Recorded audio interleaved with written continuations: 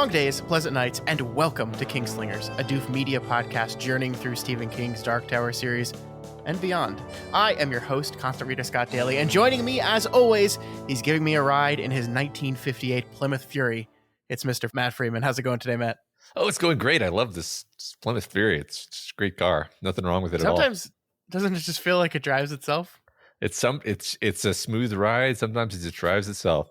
Sometimes it locks me inside and does things to me. And sometimes you're a zombie. And sometimes you can hear the sounds of my tendons shrieking against each other as I turn my head. I do appreciate the ride, though. Yeah. Of course, Scott. Anytime. Oh my gosh. This week, our 19-part coverage of Stephen King's It continues with part 13, covering chapter 19 of the book. There's a lot of numbers here. The end begins as 1958 and 1985 converge on each other, and the losers, both adults and children, move towards their final confrontation with It. Matt, we've reached the beginning of the climax. What did you think of this week's reading? Now, wait a minute. Did he really pick the two numbers to be palindromic on purpose? Are you just figuring this out right now? Yes. We talked about it. We talked about it on the show. Okay, fine. I believe you. I just don't remember this. All right. What do I think? This is great. This is it's the climactic moment we've been building toward. There's something for everyone. There's stabbing, there's smashing, there's more adultery. stabbing. Yeah, there's splintering, there's undead. There's domestic violence. I mean, basically it's all of the things that King does that are like really uncomfortable and horrible and sort of like horror in one chapter. Yeah, no, that's fair. I think there are certain things that he knows are deeply disturbing, and he puts all of them in this chapter. So yeah, no, that's very true. I mean, it's kind of everything's starting to culminate, and so we kind of work our way through the losers one by one, almost a little bit here, and have some terrible things happen to them. Some terrible things that I think we've been building and waiting for so long. Like it is kind of ridiculous when you look back how long ago King kind of set the bomb under the table that was Henry Bowers returning back to Derry, and then just left it there forever, to the point where we might have almost forgotten about it. And then he comes roaring back. And the crazy thing is, we haven't even dealt with the Tom and Audra of it all, right? They're still out there somewhere doing something. I was actually expecting to see them this week because it just seems like the Chekhov's gun is approaching the horizon past which it's hard to see how it will become involved. But I'm sure it'll be extremely satisfying and so forth. It's just I was expecting that to be involved.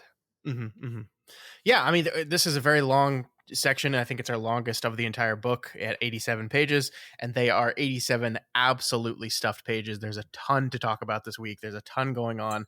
As you said, a lot of arcs culminating, a lot of conceits of the book coming to fruition, and it's going to be a busy episode, I think. Yeah, I agree. So let's get into it. Before we do that, a couple quick announcements. Just wanted to remind folks, we announced this last week, but this will be our last episode for a couple weeks, because as you are listening to this on Thursday morning, probably my child will be born, depending on how early you pop in the podcast in the morning. So I'm going to be taking a couple weeks off to get into the groove of having a newborn again before we come back to podcasting. So there will not be an episode on the 28th or the 5th of October. So we will return with the episode after this one on October 12th, I believe it is. And then we'll finish up it from there. Once again, I want to apologize for literally breaking things off in the middle of the climax. Matt, you can feel free after this episode to read chapters 20 and 21, but I'm going to have to insist you stop there. Okay. I promise that I will. Well, I'm really sorry. We don't like to do this. I think this will probably be one of the last, it'd definitely be the last time I have to take a break this long. Occasionally there's a week here or there we have to take off, but we'll be back and ready to finish up with our It coverage after the baby. I think as long as everything goes well there. Yeah, I think everyone understands the situation, and everyone is, I'm sure, delighted for you, as am I, and looking forward to hearing about baby in 3 weeks approximately. Yeah, it's very funny because I'm like very upset and concerned about this, and to the point where I'm assuming that everyone else is as well. But yeah, the response to this has just been like, yeah, duh, you're having a baby. Go stop podcasting. Go take care of the infant. So I'm gonna do it. Yes. The podcast schedule is a close second, but definitely a second behind, new child existing in the world. I will point out that I'm returning to podcast work 2 weeks earlier than I'm returning to day job work, which shows what my priority in life is. Yeah. No, totally. I mean, I think that, haven't we joked before that you can go back over our podcast schedule and find no evidence of when my children are born because I essentially didn't take any time off. Anyway, that's true. I don't think that's 100. I think there was definitely like a week there. I think there was probably a week. Probably a week. Yes, but no one was listening back then. That's also a helpful fact. Yes. The other quick announcement: they do the King Thing 2 contest. Voting is still going on. It's going to be going on for, if you're listening to this on Thursday, another few days. I think we're closing that down on Sunday. So if you have not gotten a chance, if you're a patron rather, and have not gotten the chance to go in to patreon.com/doofmedia and read the 10 finalist stories and vote for your best one, please do that within the next couple of days. Once that voting is closed, we will look at the results and we will figure out how exactly we're going to do a runoff of every the top voted stories, so we can just can make everything a little bit tighter, and just have us vote specifically, because there's so many stories. We want to give everyone a fair shake. So once we have it down to a reasonable level of stories, we'll have our final vote and crown a winner at last, probably sometime in December, I would guess. Yeah, I mean, just so y'all know, like, if you're thinking like, why bother voting? Voting doesn't matter. There are very few votes on this poll as of this moment. That's true. Patrons you're letting me down here, patrons. And come on. And I mean, it is a lot of reading, but you could be the one who decides the winner. I think, it's a lot of reading. I'm thinking of like turning my head. How can we can improve this process later? But we'll save that for a later date. But yeah, it's a lot of work we're asking people to do. We understand that, but please, for the sake of the people that have worked very hard to write their stories, do that work for them and help them out and vote. Yeah. All right, let's get into it, Matt. We begin this week's reading with part 5 of the novel, the final part of the novel, titled The Ritual of Chud. So if you didn't kind of get that was going to be an important thing to the climax of the book, now you know. Yeah, it's interesting, just for the record, or for the sake of talking. I feel like they're not literally going to bite each other's tongues. I feel like this is more of a metaphorical concept, a metaphorical biting of tongues. But I could be wrong.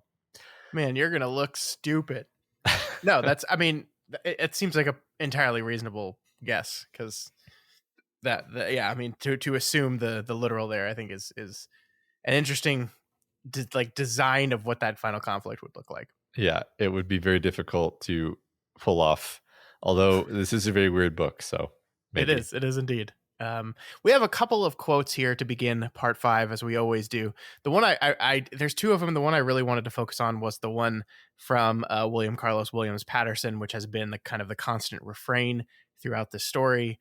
We've had one quote from this poem every single part so far, and I'm really into this one, Matt. I'm going to read it for you, and we can talk about it quickly here.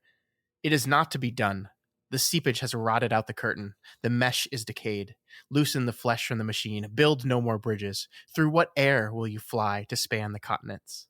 Let the words fall any way at all, that they may hit love aslant. It will be a rare visitation. They want to rescue too much. The flood has done its work. Well, that's a lot of pretty negative connotation there, right? Yeah. Loosen the flesh from the machine, build no more bridges. Through what air will you let fly? Will you fly to span the continents? This sounds like end of world stuff here. Yeah, there's an image of seepage, rain, decay, rot, flood. These are sort of apocalyptic images of a deluge. It's interesting because I will never say that I'm good at understanding poetry, but I do feel like I'm getting better. I heard an instruction on how to do on how to interpret poetry the other day, and it was basically stop trying to figure out what the poem is trying to say and just observe the like images and impressions that cross your mind, and then reflect on those. And yeah, like you just said, that this poem gives you a sense of doom and desperation and things like this. So yeah, I love bad stuff. Yeah. But I love that last part though. Like, let the words fall any way at all that they may hit love aslant. It will be a rare visitation. Like just it doesn't matter anymore. Just let them fall. Just let them fall, and maybe you'll get lucky. Maybe they'll hit on something. This to me is like, I wonder if this is a poet kind of looking at the world and being like, what is the point? What is the point of any of this anymore? What am I doing? Am I doing anything? Like the world, you try to create something and bring beauty and meaning into the world. And it's a poet looking at this thing, this life, and being like, this doesn't mean anything. This doesn't mean anything anymore. And so I'm just going to let my words fall. And maybe I'll hit upon something from a weird, like, askew angle, but it's a rare visitation. It's not like it's just temporary, brief. It's powerful. I love it so much, and I agree with you. I think I've gotten better at poetry as well, because I am consciously not trying to do the thing that I do with prose a little bit, and they seem to open up a little bit more when you do that. Yeah, well, I totally agree with you that my favorite line of the poem is this, the one you just read, that they may hit love aslant is such a great use of language and imagery to evoke a feeling. Yeah. All right, so let's get into chapter 19, In the Watches of the Night. Before we begin the content itself, I wanted to highlight some of the kind of structural, stylistic changes that this chapter brings with it. The first is that we're now being given a location and time indicator on the right side of the page during each of the section breaks. So as we begin the chapter here, it says the Derry Public Library / 1:15 a.m. So this is a thing that we're going to continue throughout the entire chapter.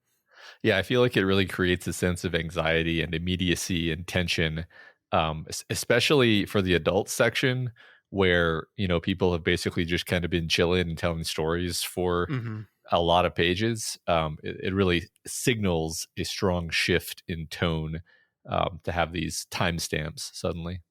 Yeah, that's such an interesting idea, right? Because I agree with you, but it's not like the time is counting down to any like immediately aware of deadline, right? Like it's not like we see it's 1:15 a.m. and we know that at 12 a.m. or 12 p.m. rather is when the confrontation is happening. No, it's just like we're seeing time move, and just by putting time on the screen, you kind of automatically make tension around the passage of time because we're seeing the clock tick, we're seeing things move. We know that tomorrow at least the confrontation is coming, and we're seeing us crawl towards it. I guess the way I saw it also was like the indexing of what different characters are doing when is going to start mattering, because the fact, for example, that Eddie is in his room at a certain time and Ben is in or Bill is in his room at a certain time, like knowing where people are when actually matters, but it only matters when there's like intense action and danger happening. Sure. So it's preparing you for that. Yeah, I like that. The second little conceit here is that while it's true that we are still kind of transitioning between the two time periods mid-sentence, we're going to be doing that a lot, like 12 or 13 times throughout the course of this chapter. The italics have been removed. So, we talked about in both of the June and July of 1958 sections, we had this opening bit that took place in 85. That was all italicized. And when we jumped mid sentence back into 58, everything straightened out. The font straightened out. This time we're still doing those jumps between the time periods, but there is no italicized part. There's nothing like that. And it's almost as if to say, I think what we said at the time was we're signaling with the italicized parts, and with the lack of italicized parts, King was kind of signaling which is the important part of the story in that moment and which is just kind of feeding into that. And I think by moving away from that and just making them both normal font, it's signaling, oh, both are important, both matter. We're not hanging out a place and then going back to something. It's both have kind of caught up with each other and to the point where each matters equally. Yeah, it's the idea of this Mobius strip that gets mentioned in the text where, they have synced up. In what sense have they synced up? Certainly, this is not a time travel story. They have not literally synced up, but the sort of dramatic investment in both timelines, and you could even say magically they have synced up also. Yeah, definitely. So after Ben's story, Mike suggests that they've had enough and that everyone should head back home and go to sleep, despite the fact that they haven't remembered everything. We know that they haven't remembered all of the events of August, nor what actually happened with the final confrontation with it. But Bill says something interesting here, as Mike said this. He says he agrees with them, and he says, we've remembered all that we need to, which, I think your natural reaction to that would be like, well, I mean, it seems like the way you defeated it the first time would be a pretty important specific memory to have, right? Or how you escaped with your lives, for example. Yeah. Yeah. Yeah. Well, so I am like, I don't know if I'm off base here. I lean toward, I'm 60% confident here, I guess I'll say. But like, I felt like Mike maybe remembers more than the others and doesn't want them to remember everything, doesn't want them to remember all the way to the end yet, because he expects it to scare the shit out of them, and kind of wants them to have a little bit more time to process everything that's happened before they're forced to confront whatever that extra memory is. One thing I don't know, has the text explicitly said that Mike remembers everything? Or not? I believe it has. I think the last Mike section we had where it talked about his memory, I'm not 100% sure on this, but I think what it said specifically was even he didn't remember everything. Some of the stuff of August was still a blur to him. But he had basically every story that everyone's been telling so far have been stuff that Mike has kept memory of. Okay. But then we get a line here, when he's battling Henry, where he's taunting him and he's telling him, we saw what it truly looked like. Do you want to know? Yeah. And he could just be bullshitting, but I don't think so. I think he does remember everything at this point. Yeah, I think he does too. And I think that, part of the reason why he's aged so much worse than the rest of them is not just living in Derry, but also living with the memory that they were all spared. So, yeah. So this conversation makes me a little bit more confident in sort of asserting that Mike is almost trying to spare them having to remember whatever this last bit is that he that he is aware of. The most interesting part about it, I agree with you 100% with that, by the way, but it interests me that it's Bill here that says, that agrees with him and says, we've remembered all that we need to, that we have everything we need at this point, because you sure, Bill? Yeah. You sure? Yeah. I'm going to have a lot to say about Bill this week. Mm-hmm. I was reading through your notes, and you are not a Bill fan. I'm not an adult. I'll say it up front. I'm less of an adult Bill fan. I'm still very much a kid Bill fan. Sure. All in on Kid we'll get Bill. into that. We'll get into that for sure. Right. So the losers agree to meet the next day down on Kansas Street where Bill used to hide silver. They know it. They're going into the Barrens. They're going down into the dark once again, and everything's ready. Bill offers to walk Beverly home, which we see sparks a bit of pain in Ben's chest. I think it says, quote, pain he had almost forgotten, which breaks your heart a little bit. Yep. Ben can't catch a break. Nope. But before they leave, Matt, Bev suddenly screams out as the scars on her hands have begun to open and bleed. A quick look shows that this is true for all of the losers, and they instinctively join hands once again. One member short, but still, the circle closes, and with it comes a magical power, energy. It bangs doors, it types on typewriters, it knocks over bookshelves. I love this moment. I love everything built to this moment. And I love the opening wounds as a symbol, right? You know, we were talking with the structural conceit has changed now with no more italics. And here we have, you know, past and present are aligning. The wounds on their hands have not only reappeared but have opened up as if those wounds themselves are going back in time. Mm-hmm. It is a symbol of past and present aligning. It is a symbol of this space between 1985 and 1958. That seventh member that Bill mentioned the first time they met during the reunion being the time that existed between these two periods of their lives has seemingly all but disappeared. And now the past is the present and the present is the past, and it's all coming together. It's all culminating in this one awesome moment. Yeah, well said. I thought it was a really awesome moment as well. Really emphasizes the sort of ritual magic nature of what they're doing. Just the poltergeist effect of things slamming and banging and so forth all around them is really dramatic and just downright cool. Yeah, it is really cool. I mean, I think that's a refrain we're going to have a lot this week, is that there's so much horrible stuff this week in this chapter, but there's a lot of cool stuff too. There really is. Oh yeah, for sure. So as we get to see this act of power, this act of magic, as you said, something that I think has been gestured towards but never actually stated outright. The text says, as Bill thinks about this, it says, "That was the last time the seven of us were together, the day Stan made those cuts in the Barrens. Stan's not here. He's dead. And this is the last time the six of us are going to be together. I know it. I feel it." The second half of that statement, the last time the six of us being together, is, of course, you know, just kind of classic King gesturing at what's to come. But it's the first part that I find so interesting because, you know, I don't think we knew this explicitly. We knew that after the events of that summer, the losers kind of drifted away from each other, right? That they stopped being friends eventually, and just kind of lost touch, and life carried them on and away from Derry and yada yada yada. But I think it's actually shocking to see it put so clearly here that this blood promise that they made was the last time the seven of them were actually together as a group. Now, again, this doesn't mean that, like, you know, Eddie and Bill didn't hang out again, or Mike and Richie or any combination of them, right? But them as a unit, the Losers Club, the seven of them, the seven friends, this was it. That moment where they made that promise with after cutting their hands was the last time they were together.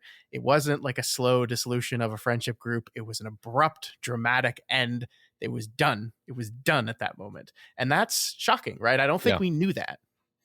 I agree that it's shocking. I mean, it's more shocking to hear that the seven losers never hung out again as children than it is shocking to hear, you know, one of the six of them as adults is going to die soon, because it's like, hey, we're heading toward the climax. We've got death flags all over the place. Somebody's probably going to die.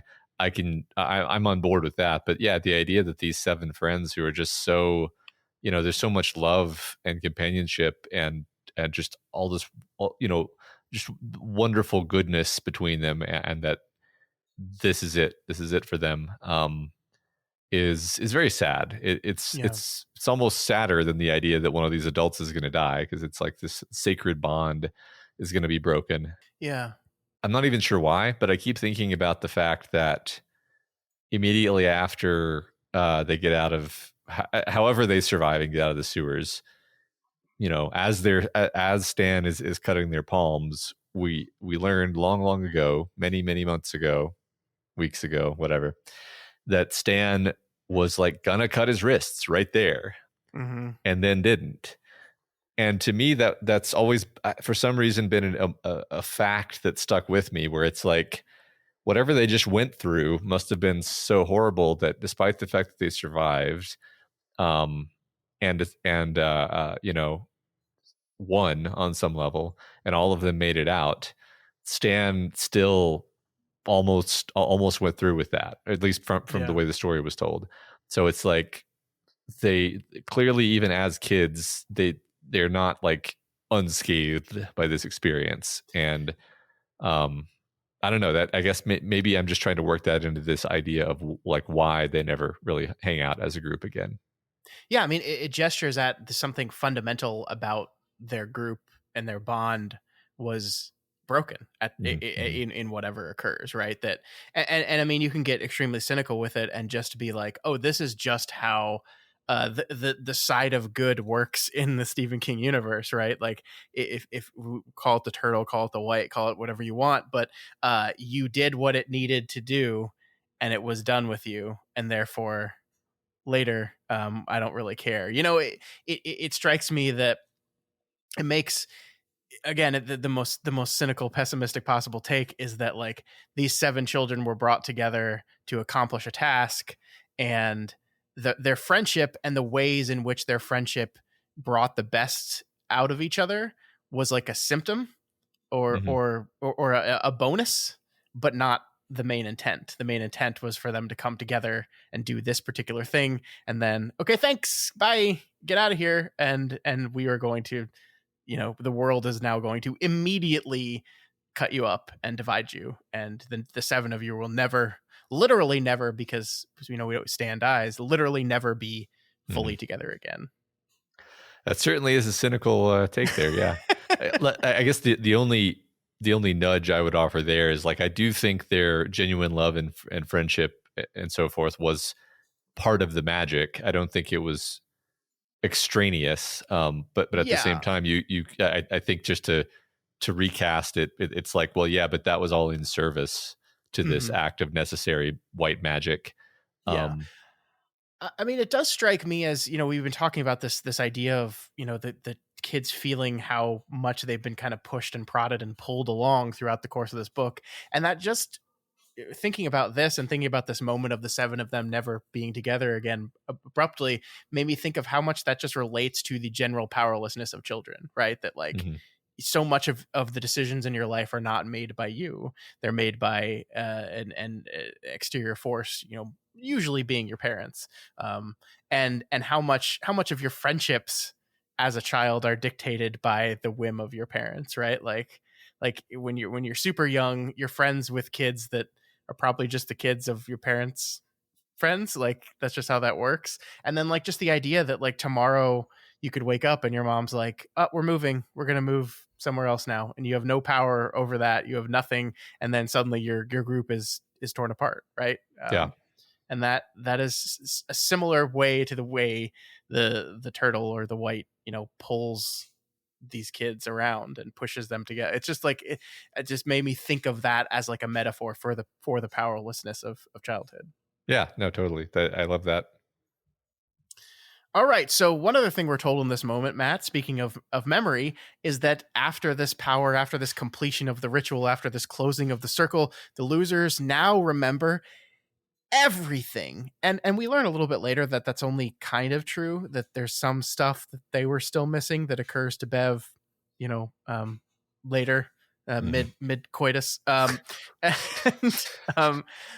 but I do think this is an interesting shift, right? Because I think for the most part in the book, up until this point, we've been on the same level information wise as the adults. Like, when they remember something, we remember it with them. We're like along for the ride. But now, for the first time, the losers have a little bit of an advantage on us. They say that they remember everything that happened, but King Huck holds a lot of that back for a little while, at least. We don't immediately go down memory lane and say, oh my God, I remember what happened. Here is it. Here's what happened. Let's talk about it. King holds back on that, and we only kind of get little snippets and bits as we go through this chapter. It's just another interesting way of the structure of the book kind of changing as we work our way into the final act.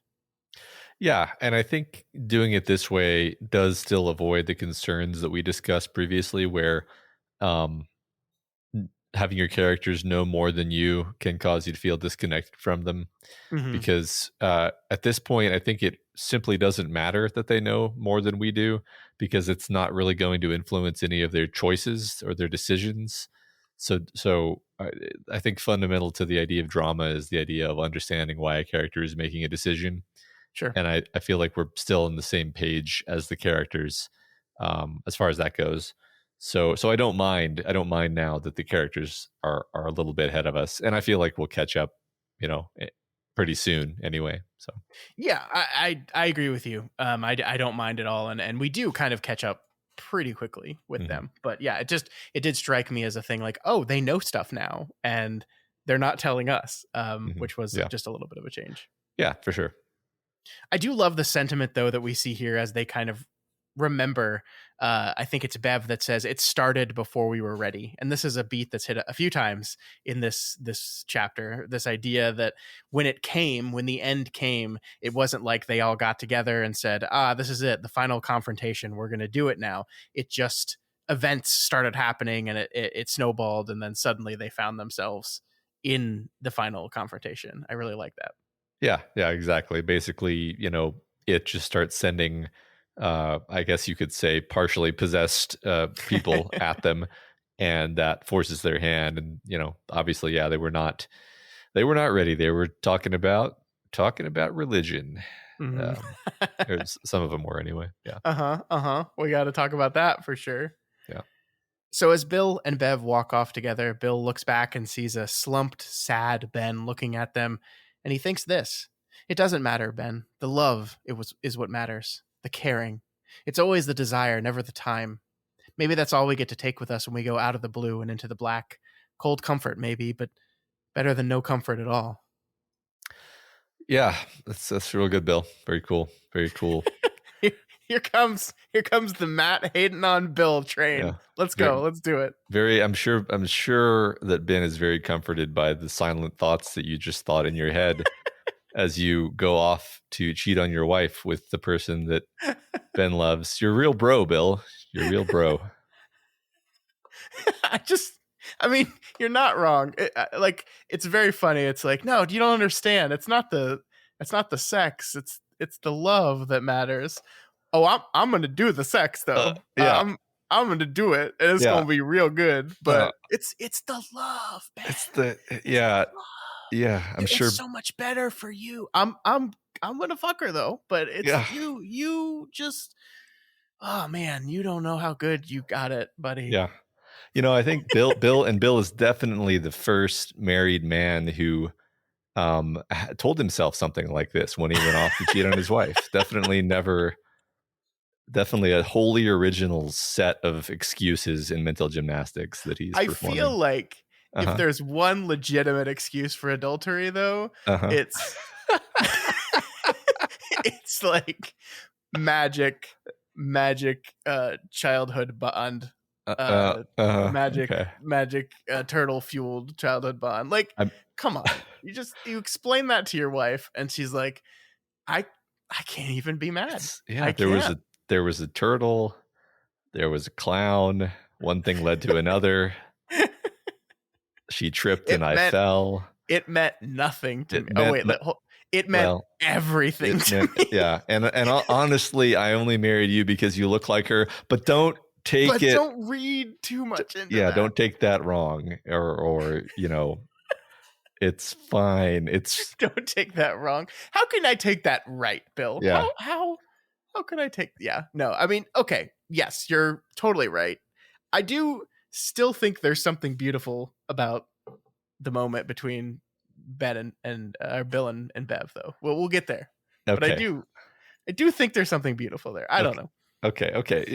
Well, we'll get there. Yeah. So Bev starts talking about her role in the end, how it technically everything started because of her father, who somehow found out she was playing down in the Barrens with them boys. And I love in this moment, Bev, with Bill's encouragement, allows herself to both realize and state that she both loved which we knew, and hated her father. That even here as an adult, the love part is just kind of just as complicated and mixed up as it was as a child, but also that she allows herself to acknowledge the hate part. So important to her, like I think it's something she says she never wanted to verbalize. She never wanted to say out loud because she felt so guilty about hating him because of the love. And this is complicated. This is complicated shit, and it's not easy. And that's been true with Bev and her relationship with her father and her relationship with Tom from the very beginning, and we're not making it easy here at the end, right? We're still keeping that complicated nature here. Yeah. I mean, it's interesting because I'm sure the typical reader on some level is like, duh, of course you hate your father. He sucks. But like, regardless of that, you're still you're still with her, right? You're not like rolling your eyes like, oh Jesus, Bev, it took you this long. It's still a moment of catharsis that Bev finally arrives here, and it feels like this is the right time for this realization, for her. And we can understand why this is hard for her too. Yeah. It's it's painful for sure. Yeah. And this leads us into our first section break and back into 1958 as an angry Al Marsh attacks his daughter. This section is horrifying, Matt. This is awful. It's a culmination of everything we've been afraid of with Bev and her father since the beginning of the story. Her father here is in a rage, convinced that those boys down there couldn't have just been playing games with her, but were doing things to her. Yeah, like you said, this is horrifying. It's on par with, if not exceeding, some of the more unpleasant domestic violence stuff in The Shining. With this sort of sexualized angle thrown in that wasn't really present in The Shining, that makes it, I think, all the worse. Yeah, it's so interesting because I think one of the things that you talked about at the very beginning was this real fear that like Al is going to do something sexually to her, right? That is going to happen. And it's not as if we do have this line here where he says, "What have you let them do to you?" Do what? She had no idea what he meant. Take your pants off, because he wants to check to see if she's still intact, which is awful. Yeah. But like the actual like sexual assault doesn't happen, right? Like, and I'm not trying to minimize what he did to her, but like it felt like we were building to this thing.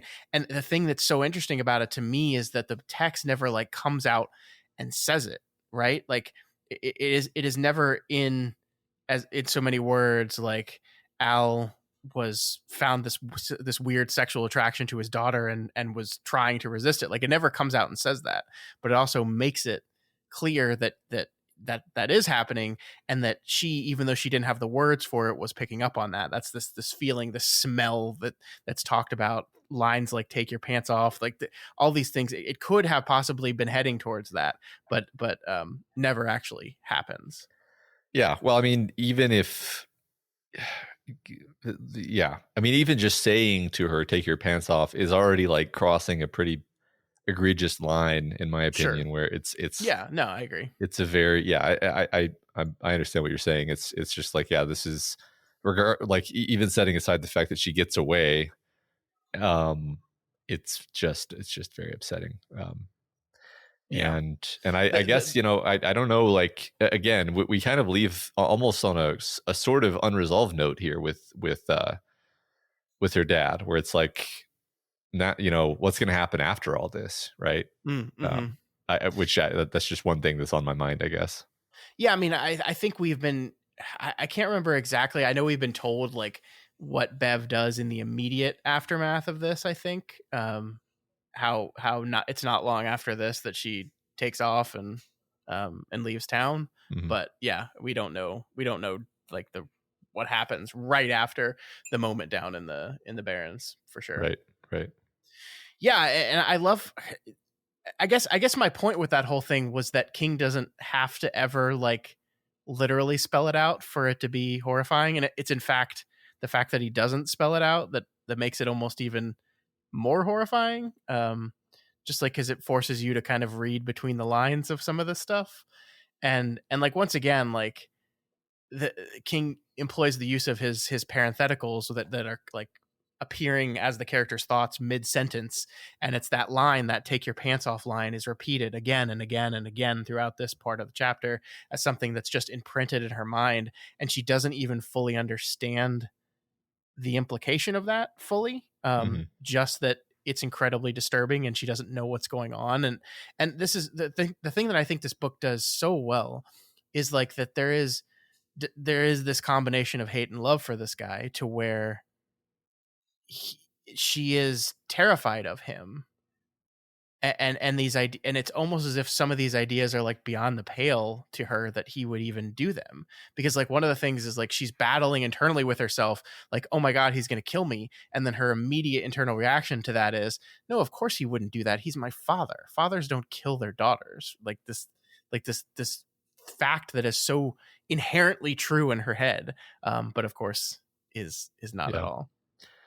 Yeah, that also reminds me of The Shining, where just the incomprehensibility of what's happening was a major factor. Where it's almost like the characters were just like, this can't really be happening. And I think it's probably a very real emotion in those sorts of situations.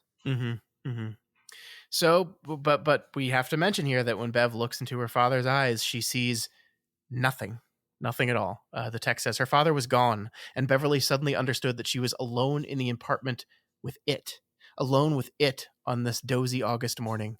There was not a thick sense of power and untinctured evil she had felt in the house on Neibolt Street a week and a half ago.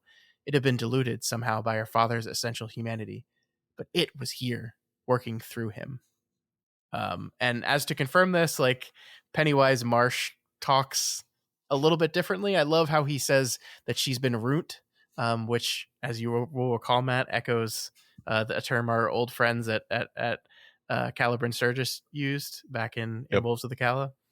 Totally. I did notice that. I mean, I did notice also that his main accent becomes thicker. I think that his character has always had slightly more like affected speech than average, but it definitely comes on really strong in this chapter. I guess I don't know, that's part of Pennywise's sort of dariness leaking through him, perhaps. Sure. Yeah, I like it, and I also like Runt. I mean, this is like Runt, like Wolves of the Calla is not a book that existed for many years after this one, right? But like for us coming in, having read The Dark Tower, seeing a word like that, it automatically links back to Midworld and, you know, kind of Midworldian magic a little bit, and helps place Pennywise as this otherworldly creature perfectly. That, oh, he's possessed this person, and now we're using Midworldian slang a little bit here. That's great. I did not consciously think of that, but now that you have said it, totally yeah, love it. But perhaps the most important and Bev defining moment of this interaction is the battle inside her at this moment. Her father hits her. He untucks her blouse, and as he stares at her chest, it reminds her of the way her friends stared at her chest when her shirt came open back in Neibolt Street. And as she denies that she's done anything wrong, she can't help but also feel a little bit of guilt, a little guilt about the feelings that she had for Bill, the things she's kind of thought about and wanted to do. And this in her head makes it so she questions briefly, oh, maybe my dad's a little bit right. Maybe he's right about the things he's accusing me of, and the thoughts he's accusing me of having, and the badness he's accusing me of wanting. And this is the most horrible thing, but this is also the thing where you get, oh, I get you now, Bev, completely. Like, I understand your whole life from this moment. If in this moment you, as your father, is exercising a horrible desire upon you, you feel bad for it and guilty that it's your fault. Yes, I totally agree that this moment feels like a crux that explains a lot, or brings it into focus more so than has been before. And I think it's to the extent that we can articulate it, you know, the specific idea that King is highlighting with Bev as a character is this idea that we can spend our whole lives carrying around shame or guilt or fears that fundamentally make no sense at all, Mm-hmm. but were installed in us one way or another by authority figures who made us feel a certain way when we were children. Um, you know, why they did that, you know, who knows? The reasons vary. I would say this kind of thing takes many forms too. I think this particular sort of inappropriate sexualization angle that Bev's dad is taking is certainly one of the, you know, the most uncomfortable to think about. But I think there are many ways where kids, you know, adults sort of harm children by making them feel bad about things that are totally natural, and then Yeah. the person just carries that with them for the rest of Mm-hmm. their lives. And even if it's pointed out to them that it's ridiculous, it's very hard to be like, oh, you're right, that's ridiculous, that's just not how we're wired, you know. Yeah, um, Bev certainly knows it's ridiculous, and we actually kind of see that Bev knows in this moment too. Like she is pushing back against this idea consciously, but it's not that simple, right? It's still an ingrained part of you that right. is not so simple to get away from. I think this next part, speaking of revealing things, this next thing King does here is help us maybe finally put words to and crystallize this thing we've been talking about for years, literally, Matt. This push and pull between the great cosmic evils that exist in the Stephen King universe and the mundane evils that also exist in all his stories. Like, how do these things? We've had this conversation many times. How do we measure these two things against each other? How do we blame one thing versus the other? And it turns out the solution here is actually pretty simple, because as Bev looks at her father, she says to him, "It's making you do it, but you let it in." And that's it, right? That's it everywhere. You know, whether it's an evil hotel, whether it's a shape-shifting clown monster, or the Crimson King himself, it is making you do it, but you let it in. And that's the simplest way of echoing a sentiment that we've been talking about for forever. Yeah, perfect encapsulation of this idea of King's use of the cosmic evil in his stories. Also explains why he was originally attracted to vampires, because you have to invite them in. Yeah, Um, yeah. and again, like, there's so much in this chapter that lets you reflect back over the whole story. And it's not that we didn't get what he was doing before, but recontextualizes certain things, like, you know, these events where the townsfolk all just kind of decide they're gonna form a posse and go kill somebody, Mm-hmm. or what have you, which happens many times throughout the story. Um, is, you know, well, is it Pennywise, or is it just their own nature? It's like, well, they let Pennywise in. Mm-hmm. They let the evil into their hearts, so they are Yep. responsible for it. Maybe the supernatural evil is involved, but they let it in. They are complicit. And Yep. I think that's just, yeah, it's making you do it, but you let it in is such a perfect statement of all that. I totally agree. I love it so much. So Bev manages to flee, and her father gives chase. And now we watch as the town of Derry observes a crazed looking man chase his screaming, crying 11-year-old girl through the town. And it does nothing. Mhm. Absolutely nothing. Nobody does anything. But Yep. that's not surprising by this point, is it? Like, in fact, one could say that the Derry interludes were, especially the fourth Derry interlude itself, was kind of very cleverly setting us up for this moment, this very interaction. Mhm. Yeah, for sure. Yeah. I mean, I think the only even reaction I remember happening is like a guy being like, "Oh, your pappy's gonna tan your hide," and it was just Yeah. like not really like evidently consciously dismissing the obvious seriousness of the situation. Um, Yeah, and I mean, it is interesting that, like, I wonder if this is I don't want to speculate, but like this makes me one of those, like, is this specifically a dairy problem, or is this also a sign of the times problem? You know, because I feel like believing in the 50s that, like, you know, that's just That's just parenting going on there. We don't need to worry about it. We don't need to think about it. He's the man of the family, and he's going to parent the way he needs to parent, right? Like, Hmm. it just feels like a thing from a bygone era. Yeah, possibly. I mean, we unfortunately have to take people at their word when they tell us about what the 50s were like. Um, Sure. I I definitely, would. yeah, I was just gonna say I would like to think that even in 1958, if a crying, screaming 11-year-old girl was running down the street and her father was chasing after her, like with this blood curdling yell, that people would be like, "Hey, now, let's yeah, uh, let's calm down, everyone. Let's chill." yeah. I mean, for some reason I'm thinking like I just got a mental flash of To Kill a Mockingbird, possibly because it was published in like 1960, basically, but it was Hmm. about it was about an earlier era. But Hmm. like the idea of if your Atticus Finch character, you can imagine if screaming Bev Marsh had run by Atticus Finch as he's sitting there on his porch, he would not have just let this go by, right? So the idea that the norm was just like, oh yeah, people can chase and beat the shit out of their kids in public. It's totally fine. Like I think that was I think this is mainly a dairy thing.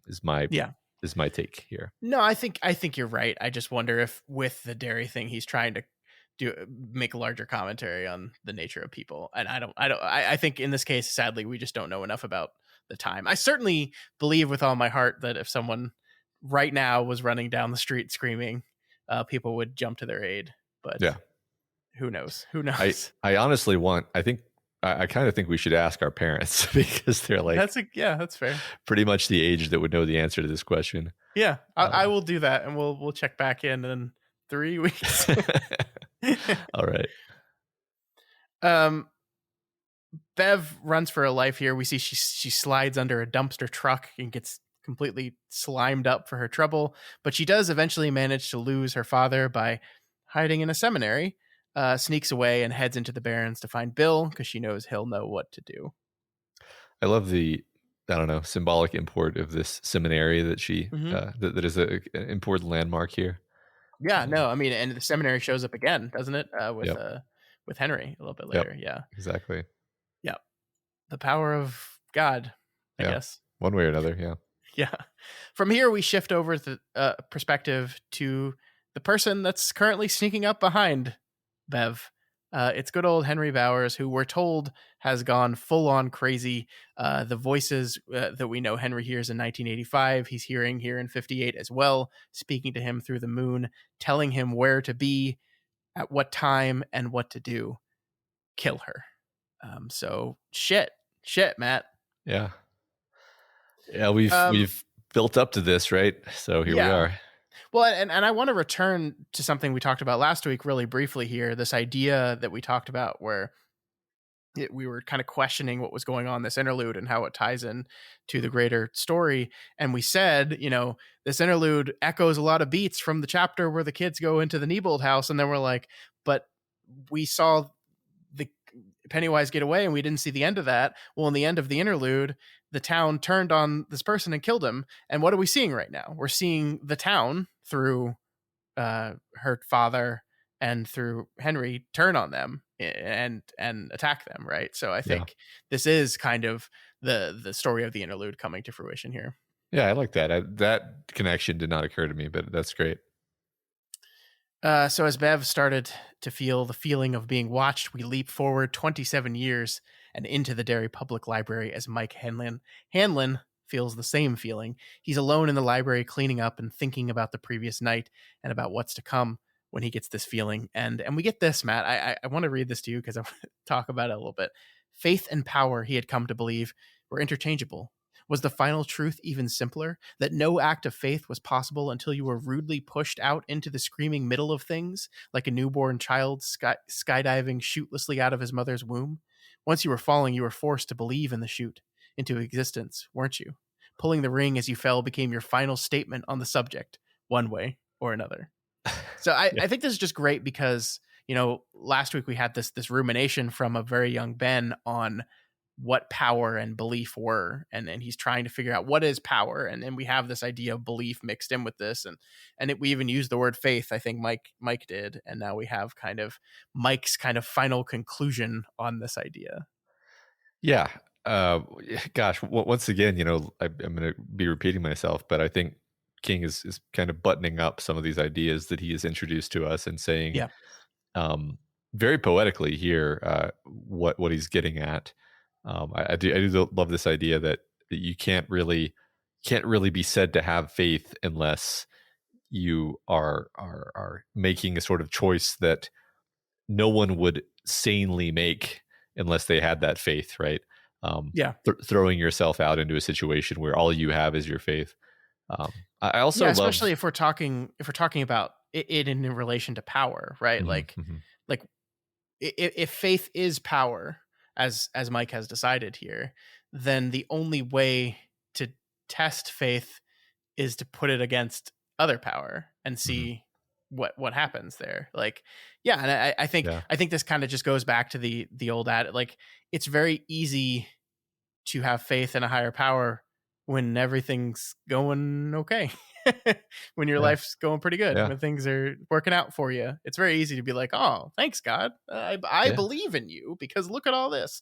It's yeah, a lot harder to have that faith when you're pushed, when yeah, you're in danger, when bad things are happening, and seemingly there's no stopping it. yeah, yeah. When a vampire bursts through the kitchen window Yeah, and says, "Sad to see a man's faith fail," yeah. because it's not what strong enough. what do you feel about that idea that the only way to truly test your belief or your faith, these things, is to put it up against something, a life or death situation, or the metaphorical equivalent? I mean, I guess one way of saying it is just the talk is cheap, right? Like it's Hmm. very, it's easy and free to say that you have faith in whatever thing is that you claim to have faith in, but Hmm. it's only when it's only when you're put in a situation where you have to kind of put up or shut up that you really know whether even you personally really know whether you have that faith. I mean, to make this very kind of mundane, um, I like the sort of subcultures I run in. It's very common to offer to bet people when you disagree about something, which is an enormously clarifying tool because people, and I include myself as people, just kind of bullshit all the time, and and we don't even necessarily know that we're not serious until somebody says, "Oh, okay, how much you willing to put up on that assertion?" And then you're like, "Oh, shit, not a lot actually." Um, you didn't know until you were challenged Hmm. that you didn't really have that faith. Just to maybe faith is not exactly the right word, but I do think it's in the same ballpark where we don't really know how strong our convictions are unless we really have to put something at risk. I think that is Yeah. true. That is true of humans. Yeah, I like that. I mean, I think another way of phrasing it is just like it's easy in a relationship to say that you fully trust your partner, right? But you don't really know how far that trust extends until it's challenged, right? Until Hmm. Hmm. you have her phone in your hand, and do I unlock this phone and Uh-huh. read the texts, or do I not, or do I trust her? Yep, You don't know until at that point. So yeah, I like that. I like that a lot. that's true. I do think that's just inherently true of life in some ways. Sure. The thing about faith that's so interesting to me is how often people of faith, or we don't even have to make it religious faith, just strong belief in something, how often they actually do in our world have those beliefs challenged in some way.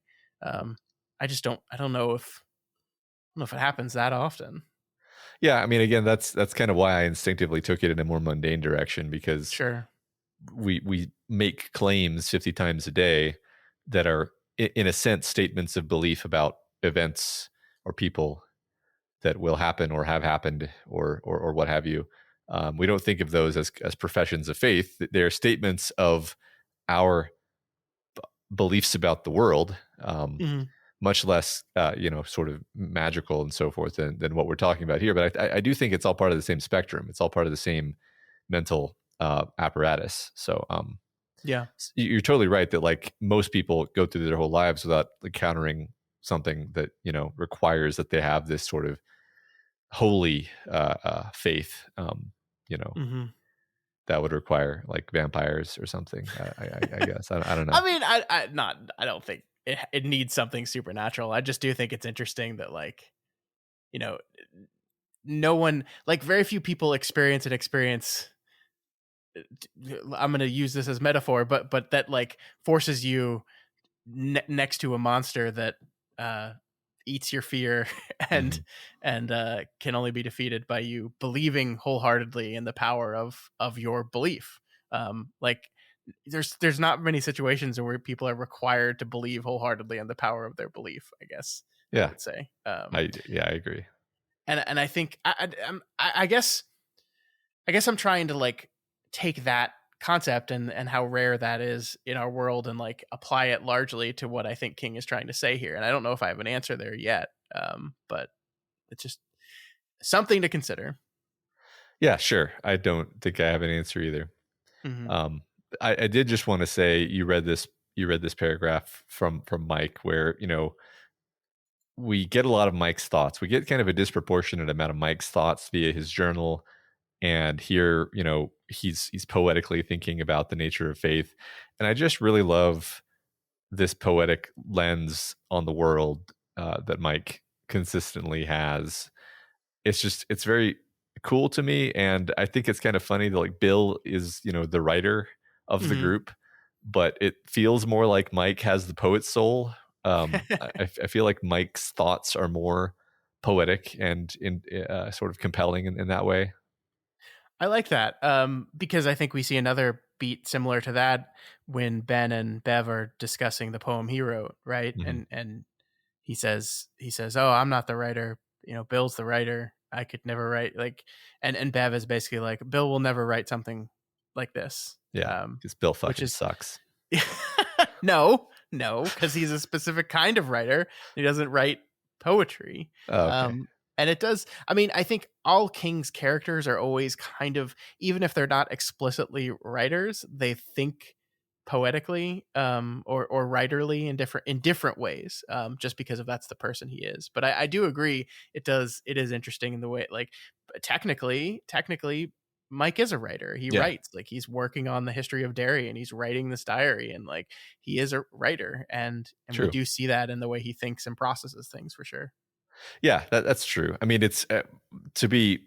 I'm not just taking a rip at Bill here, but like Bill is often like a self-consciously like humorously cast Stephen King analog because he's this horror writer Hmm. who Hmm. writes about childhood and is strongly influenced by his childhood in rural Maine, and it's very clear. And so and he's kind of making fun of himself and making fun of Bill in doing that. I think like I don't think I'm genuinely not just being like fuck Bill here. It's like I think that's the idea is Bill is a sort of pulp writer in the frame of the story itself. Um not Yeah. that's yeah, I think that's just That's text. That's true, and I wonder, like, you wonder, like, 'cause we've talked about how King is in some ways a little self-conscious of, like, his particular lane of writing, Mhm. that he's constantly upset when other people minimize it, and like, always kind of fighting for, not relevance, but, like, to make people understand that this is not any less of a form of writing than Yeah. any others, which shows a little insecurity with it, I think. And then he makes this character Bill that is essentially just that kind of writer. Um, and so maybe he's playing out some of his insecurity and, like, putting it on that character. I don't know. That's interesting. I think so. I mean, I it's funny. I think there are this is a tangent, but I feel like King simultaneously has a sense of humor about himself, but also wishes people respected him more. Hmm. Um, I mean, I relate to that. It's like you can have both of those things at the same time. There's no contradiction there. Hmm. Um, but I do think Bill sort of reflects his sense of humor about himself, Yeah. mostly. I will say the greatest irony of this to me is I think King contains multitudes, and he has this very pulpy, fun kind of uh, airport book writing, for lack of a Uh-huh. better phrase. But at the same time, I think he can be very poetic and very beautiful in his prose as well. Yeah, He's good at all these things. Well, So he's contained. I mean, yeah, like he has to be, right, when he writes two different characters. yeah, One of them is good at pulp books, and the others, well, it's all still coming from the same guy. So exactly. I was literally just going to say, like, this beautiful paragraph we just read was in fact written by Stephen King, not Mike Hanlon. So yeah, yeah, yep. yeah. Anyway, so Mike pulls out his diary. Speaking of writing, writes about the last couple of days, but is interrupted by that feeling of being watched, and this time of footsteps. And this is when Henry Bowers appears again, walking out into the light. At first, Mike sees Henry as old, describes him as the face of a man being pushed into a premature age. So yeah, both of the men who stayed in Derry, Mike and Henry, both aged prematurely. Yeah, but then he walks forward, and the text says he took 2 steps forward. The farther he walked from the umbilicus connecting the children's library to the adult library, the younger he looked to Mike. I want to talk about that briefly, Matt, here. I want to talk about the umbilicus. We've talked about this children's library and the adult library and this tunnel that's connected to it. The text has made it very textually important to us. It's very important to Ben. It's one of his favorite places on earth. He described it beautifully, but we've never described it this way before, as an umbilicus. Mm-hmm. And it does strike me that the transition this is a thing that is essentially a building that is doing what this book is doing, which is this transition between childhood and adulthood, the child section of the library to the adult section of the library, through this magic tunnel that is also being described as like an umbilical cord. Yeah, and it was this beautiful tunnel that also profoundly affected Ben so much that he managed to work its design into his architectural projects as an adult. And yeah, here it's this magical connection.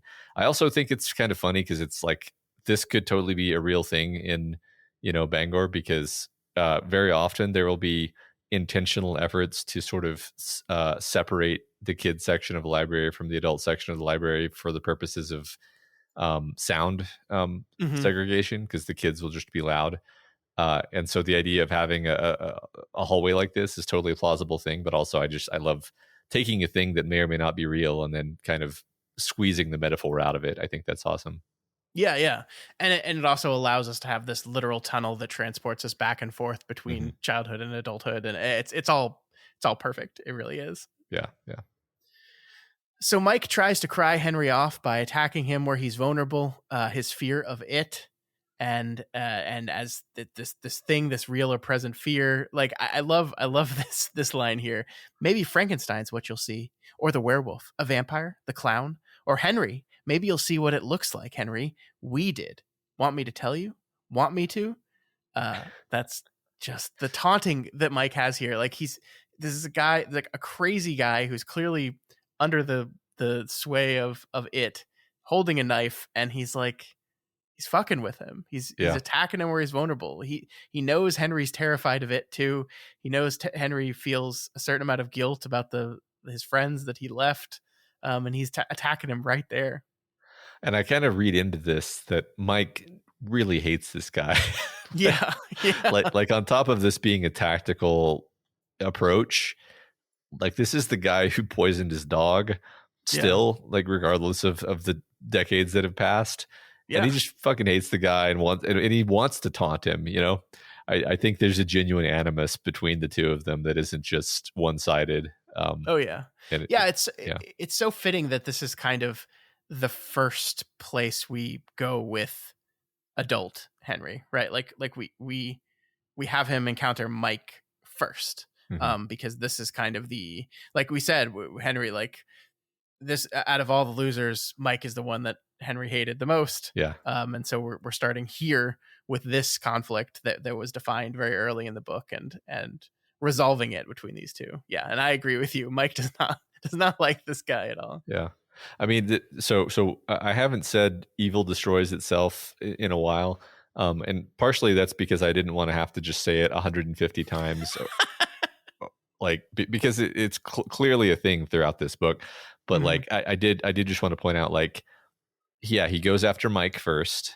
He does get Mike, but Mike gets him good, and then he's so weakened that he's easily taken out in the next bit. And it's like if he had been more strategic, and not acted out of his pure hate and gone to the hotel first, he would have been in better shape. He could have potentially just picked him off one by one, which was the original, plan.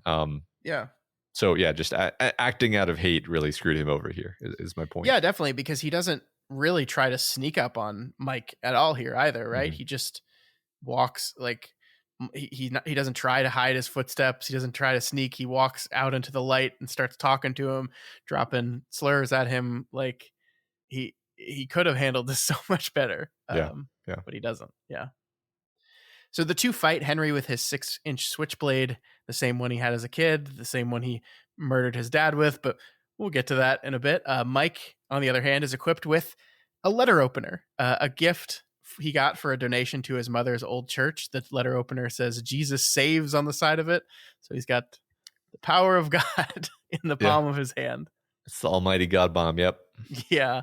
I loved the little bit of detail. And this is, once again, the strength of King's writing to me, that he takes the time to do this here in the middle of this action sequence, but he's holding the letter opener, and it says the result of a $5 donation, $5 he couldn't really afford, but it was his mother's church. And I just love just that little bit of characterization, right? Like, this the reminder, this guy is not very well off. He's lived in this town his entire life, and he donates $5 he doesn't really have, just in memory of his mother, and gets this tool that saves him. Yeah, I love that. Love all that. So when things seem to be going bad for Henry in the fight, Pennywise appears. This time, he's Stan's head again, but on a jack-in-the-box spring, bouncing back and forth and egging him on. Henry, for his part, we later learn, sees the head of Victor Chris, not Stan. Mike eventually gets Henry good in the stomach with the letter opener, but not before Mike is stabbed in the thigh by the knife, potentially severing his artery. Henry flees, leaving Mike barely conscious to make a 911 call for help. But on the other line of that call is Pennywise. I do love this moment, though, where Mike calls for help anyway, guessing correctly, as we'll learn, that while the line might be connected, he's being made unable to hear the other end by Pennywise. So the section ends as we leave Mike to possibly die. We don't know. Yeah, we don't know. But I do think this is, a really, really, really intense scene.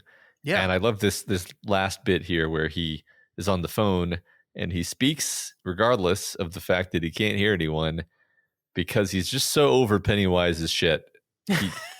He knows all his tricks. He's been thinking about how to beat him for 27 years. He's been collecting all the stories of all the things Pennywise has done in all of history. And he's just like, yeah, they can probably hear me, and just ignores Pennywise. And I love how not emotional he is about that particular thing. He's like, yeah, of course Pennywise is trying to keep me from getting help, but I'm just gonna I just love it, the sort of practicality of it.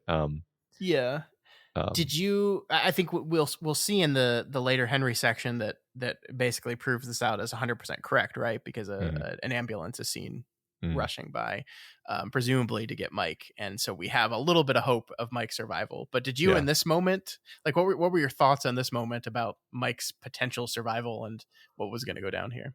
I honestly thought the idea that he still got through to somebody despite Pennywise trying to block the line was just too delicious to not have that work. So I figured that he would get through to the ambulance. I do. So, for what it's worth, I lean toward him surviving this, but just being totally out of commission and not able to participate in the final showdown. Okay. And yeah, I think that's what, sorry. That's not good. Yeah, that's very bad for the others, right? I mean, very bad for the others, very bad for the town. But it just seems, a wound like that, it's like a broken arm in a cast is one thing, but like a fresh, like severed artery. You're not getting up from that. Yeah. Yeah. So that leg's not going to work for a little bit. Yeah. So we jump from Pennywise taunting Mike in 1985 back to Henry taunting Bev in 1958. She sprints away, but unfortunately he grabs her hair and holds her in place. Bev screams, but nobody moves to help. Once again, we do this scan around Derry and see that nobody helps. In fact, here we see Herbert Ross is standing outside, walks up, checks out the situation, and then goes back into his house and shuts the door.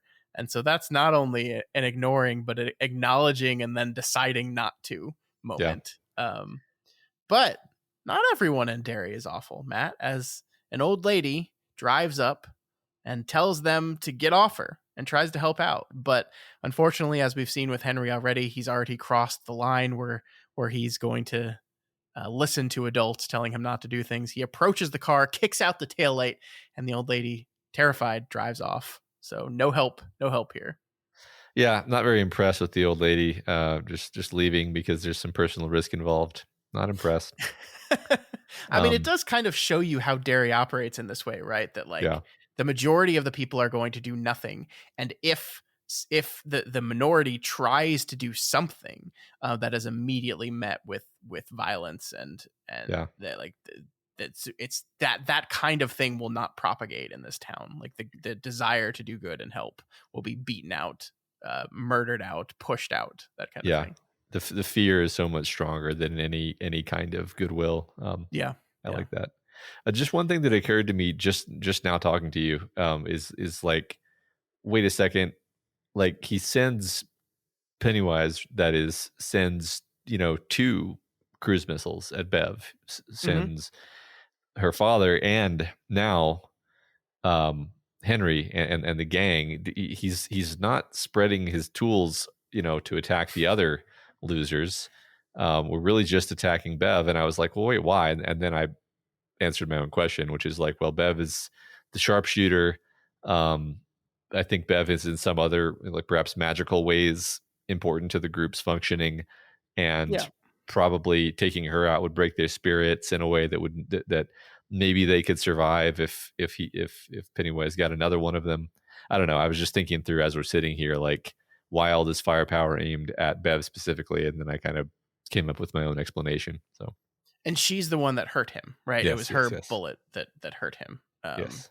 So yeah, I mean, I guess the question has to be in this moment, like, was Pennywise's plan here, like, I'm gonna possess Al Marsh and he's gonna kill her and then the losers are fucked, or was his plan, all these people are going to corral them into the sewers where they will get to confront me? Or was that what the turtle wanted, not what Pennywise wanted? Like, I don't know. Well, I certainly don't know. I lean toward the turtle wanted them to go into the sewer, and Pennywise is actually desperate to kill her, and would have been very happy if either of these 2 men had killed her. But I think the thing about the cosmic powers of the Dark Tower universe is kind of that the good is always kind of like one step ahead, but just barely. So it's not always perfect. You do lose your heroes sometimes, but ultimately, the good comes out on top in the end. So yeah, I mean, I don't disagree. I think it is interesting then with that in mind, the idea that Henry, later we'll see, finds Ben and Bev as they walk out of the trap door, and then is like, no, we have to wait. I want them all together this time. Which seems to function more towards gathering them up and corralling them all as a one unit underground. But maybe that was the turtle working through. Who knows? Yeah.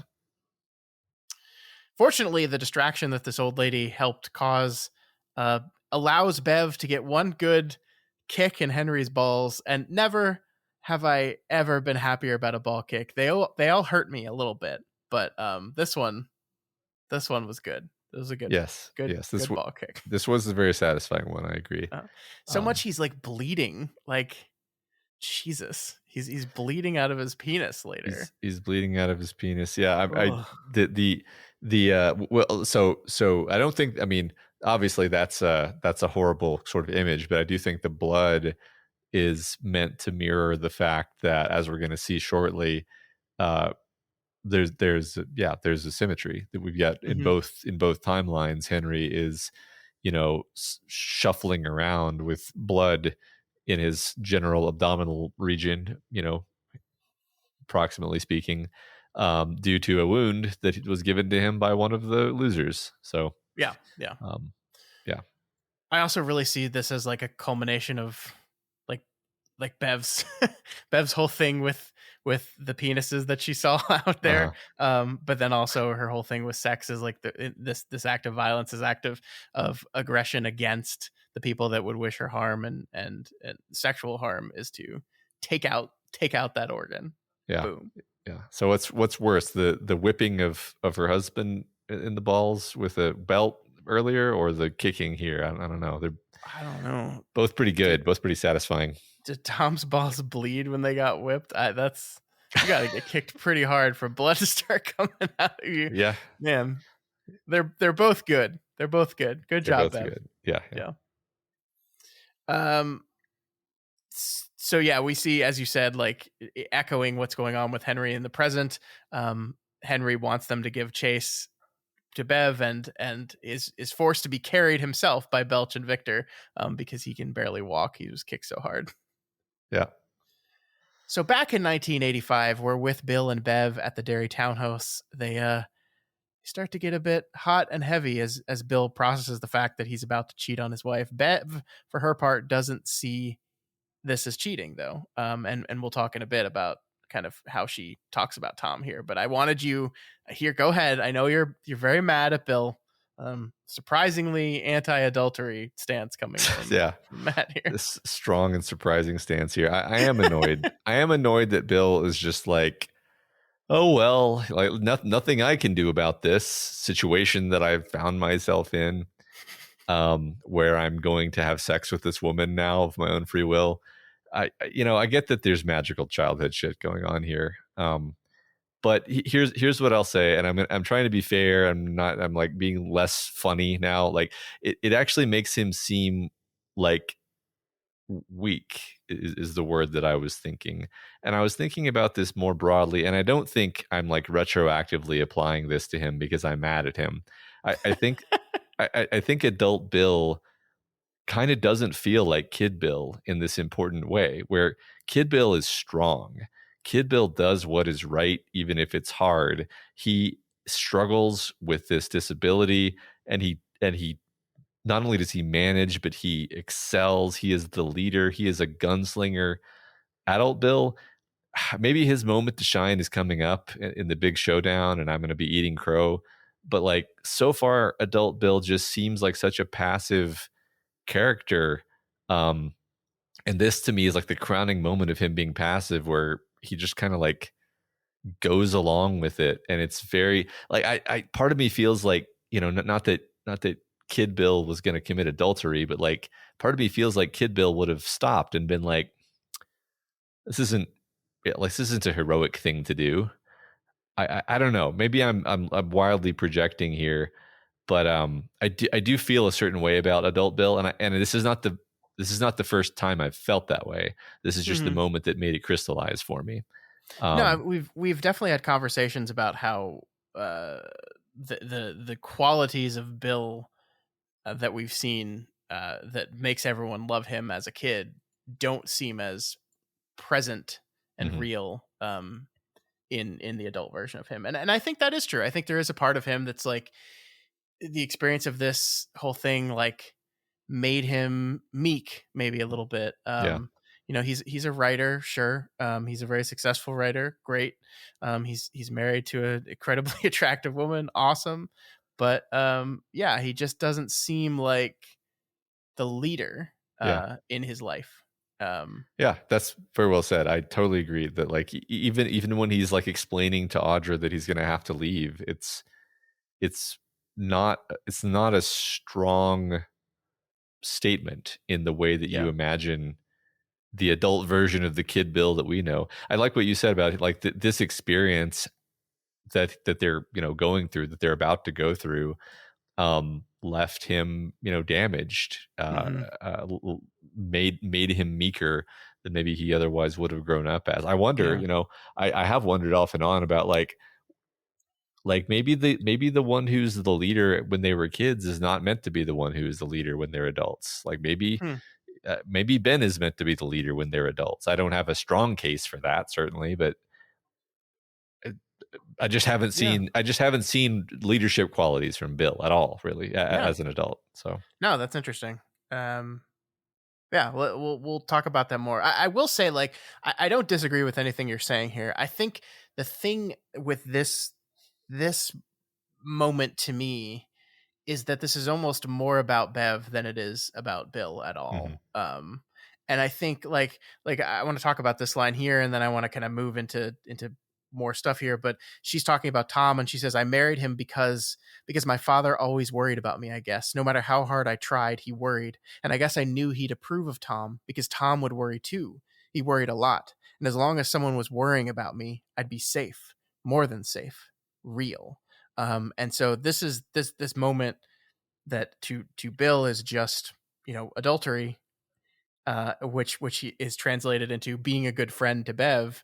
This is something Bev needs, and we kind of in this moment realize that this is perhaps, or well, perhaps not, but the first time or one of the first times in Bev's life that she's had sex that was not like tinged with danger and awfulness. Like, we do this thing as she falls asleep in the scene where she goes back in time, um metaphorically, and is like touching the milestones of her life, and like one of them is just kind of thrown in there as like, oh, this is this guy that she fell in love with in college that tried to rape her, right? And like so her life and her sex life has been constantly throughout her entire existence, you know connected to violence and guilt and predatory things. And this is one of the first times in her life that that has just not been about that has actually been about just her, enjoying herself and then taking something that provides her with comfort without the baggage of all that other stuff.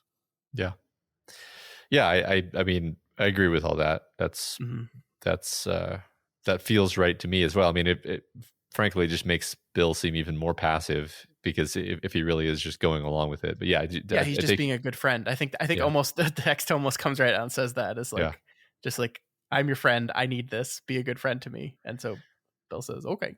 Yeah, right. Yeah, okay. Yeah. Okay. Twist my arm. I did want to point out that the specific language here where Bev says, I'd be safe, more than safe, real, and that as just being a reflection of what Tom thinks way in the beginning, when Bev is sort of ignoring him, and it's driving him insane with rage, and he thinks something along the lines of like, if she's, I'm going to totally whiff the actual like wording, but it's something like, if she's not, basically if she's not terrified of me, if she's not in her place relative to me, then am I even real? And no. It's like they both provide this sense of reality for each other by inhabiting these roles that they both need the other person to slot into. I hadn't thought about that. That's fantastic. I love that. That's great. I think you're spot on there. Yeah, I mean, the word choice is certainly intentional there. So, okay. The reason I said almost the first time sex has meant something to her and been more than just this is because we get this line, Matt. This line here. All of you? I made love to all of you? She saw the shocked surprise on Bill's face, the drop of his jaw, and sudden understanding. But it was not her revelation. Even in her own shock, she saw that it was his own. Okay, Matt. There's obviously a whole lot to say about this particular revelation, and believe me when I say we're going to. But for now, in 3 weeks, we're just gonna put the world's biggest pin in that and move on and promise to come back to it later. So okay, the revelation here that we will get into more detail in future weeks is something that almost everybody knows about this book going into it, yourself included, right? Right. So let's not pretend anything here. You knew about this particular scene, this rather infamous scene, actually, well before opening this book for the first time. Yes, it's one of the things that I think everyone knows, as you say. Um, I guess the only thing I really wanted to say about this here in this moment is that somebody picking up this book in the 80s and reading this line would mostly just be confused Yeah, yeah. by this in this moment. Of course, I am like, okay, yep, that's what she's referring to. But I Uh-huh. think, but I think the purpose of putting this here is that King is kind of laying the groundwork, prepping us for this moment that's going to happen inevitably, and Yeah. making it a little bit less shocking. That's the thing, is I don't know how the scene plays, so I don't really know Right, what the right. emotional tone of it is. But gotta Yeah. gotta prep people, I think. Yeah, uh, this is like the thing that my entire career in podcast has been prepping me for is talking about this scene. So and I promise I'm not just like pushing the responsibility away to a future week because I don't want to deal with it right now. It just makes more sense to tackle the context and import and decision making and everything around this particular scene that we all know about. It makes sense to tackle that in the scene itself when we have all that context and information. It just like this would be a very bad time to try to say, okay, let's talk Yeah, about this and what it means and what's right. going on and if that's good. Like it just doesn't make sense to talk about that right Sure. now. No, I'm literally incapable of it because all I Yeah, know is yeah. the Cliff Notes version, right? So Sure. Yep. Yep. Yep. So, yeah, we all know it's coming. We all have known it's coming. This has been, I think, the thing that everyone's been thinking about since we started talking about reading it. And we're gonna get there. We are gonna get there. I have many things to say about the scene in question. I am more than that, just extremely interested to see how it plays for you. But we will get there for sure. Yeah. yeah. Yep. All right, so the two of them go to sleep spooning, and I love this line here, Matt. Then they would go down in the sewers as they had before, and they would find their it. The circle would close even tighter, and their present lives would merge smoothly with their own childhoods. They would become like creatures on some crazy Mobius strip. Either that, or they would die down there. I love all that, but I do love the choice here of saying they would find their it. You know, Hmm. because Hmm. he could have just written it, right? Like the circle would close, even like they would go down into the sewers as they had before, and they would find it. Like Hmm. that functionally still works, but the choice to make it their it, I Hmm. think is a really fascinating one because this like Pennywise exists here and has existed here forever, and as we'll see, you know, Bill bring words to a thing we've been talking about from the beginning, is dairy in an important way, but also to them they have ownership Yeah. of it. um Yeah. Some ownership, and also their destinies are entwined, and yeah. they are its and it is theirs Hmm. too. Um, I Yeah. agree. I do love that.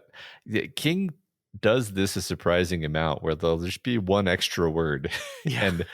and it really changes the flavor of everything around it.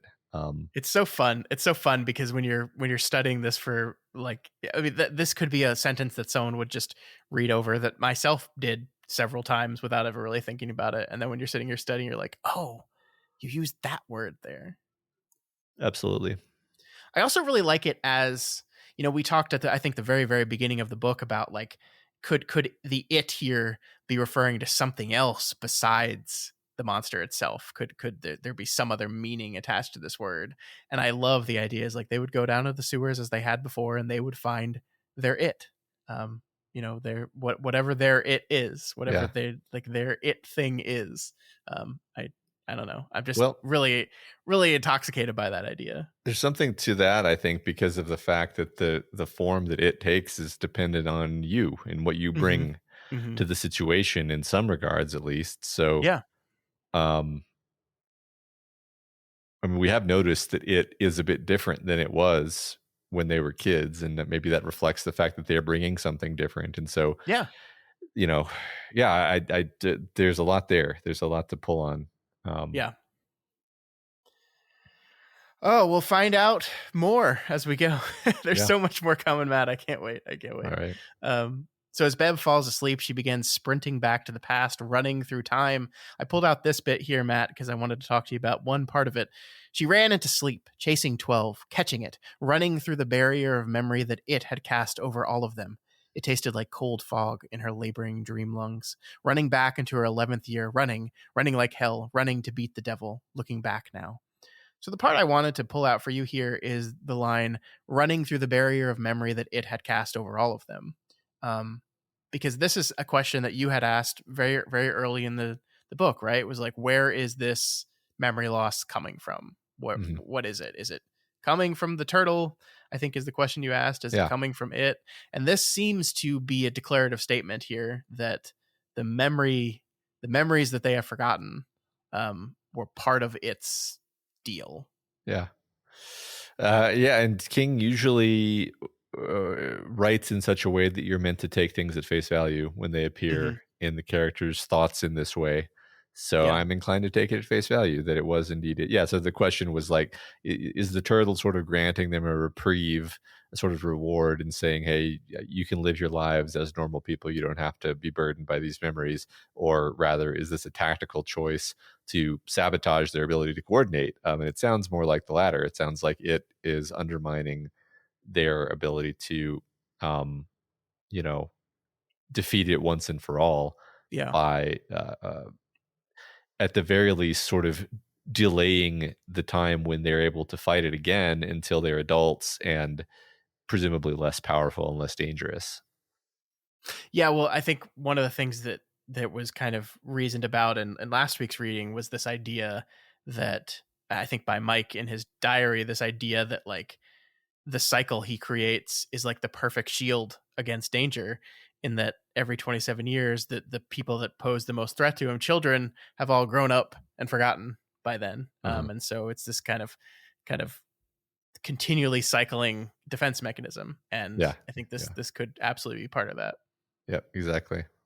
It is interesting though that this isn't some kind of grand reveal. I think this is what I mean when I talk about how King does world building and like rule setting and things in his books, because this is just kind of a throwaway one-off line, almost as if he expects you to have already reached that conclusion. Uh-huh. um and because it's not treated as a big reveal, it's not treated as like the mystery of why we lost all our memories. It doesn't matter. It's not actually important to anything that the story is doing. Is the actual mechanism behind why the memory loss happened.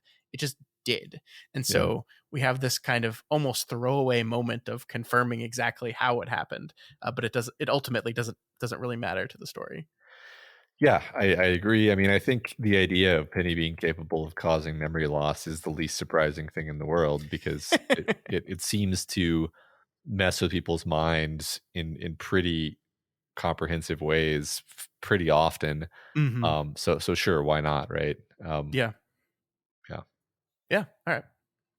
So back in 1958, Bev runs into the Barrens and into the clubhouse, where she finds just Ben sitting and snacking.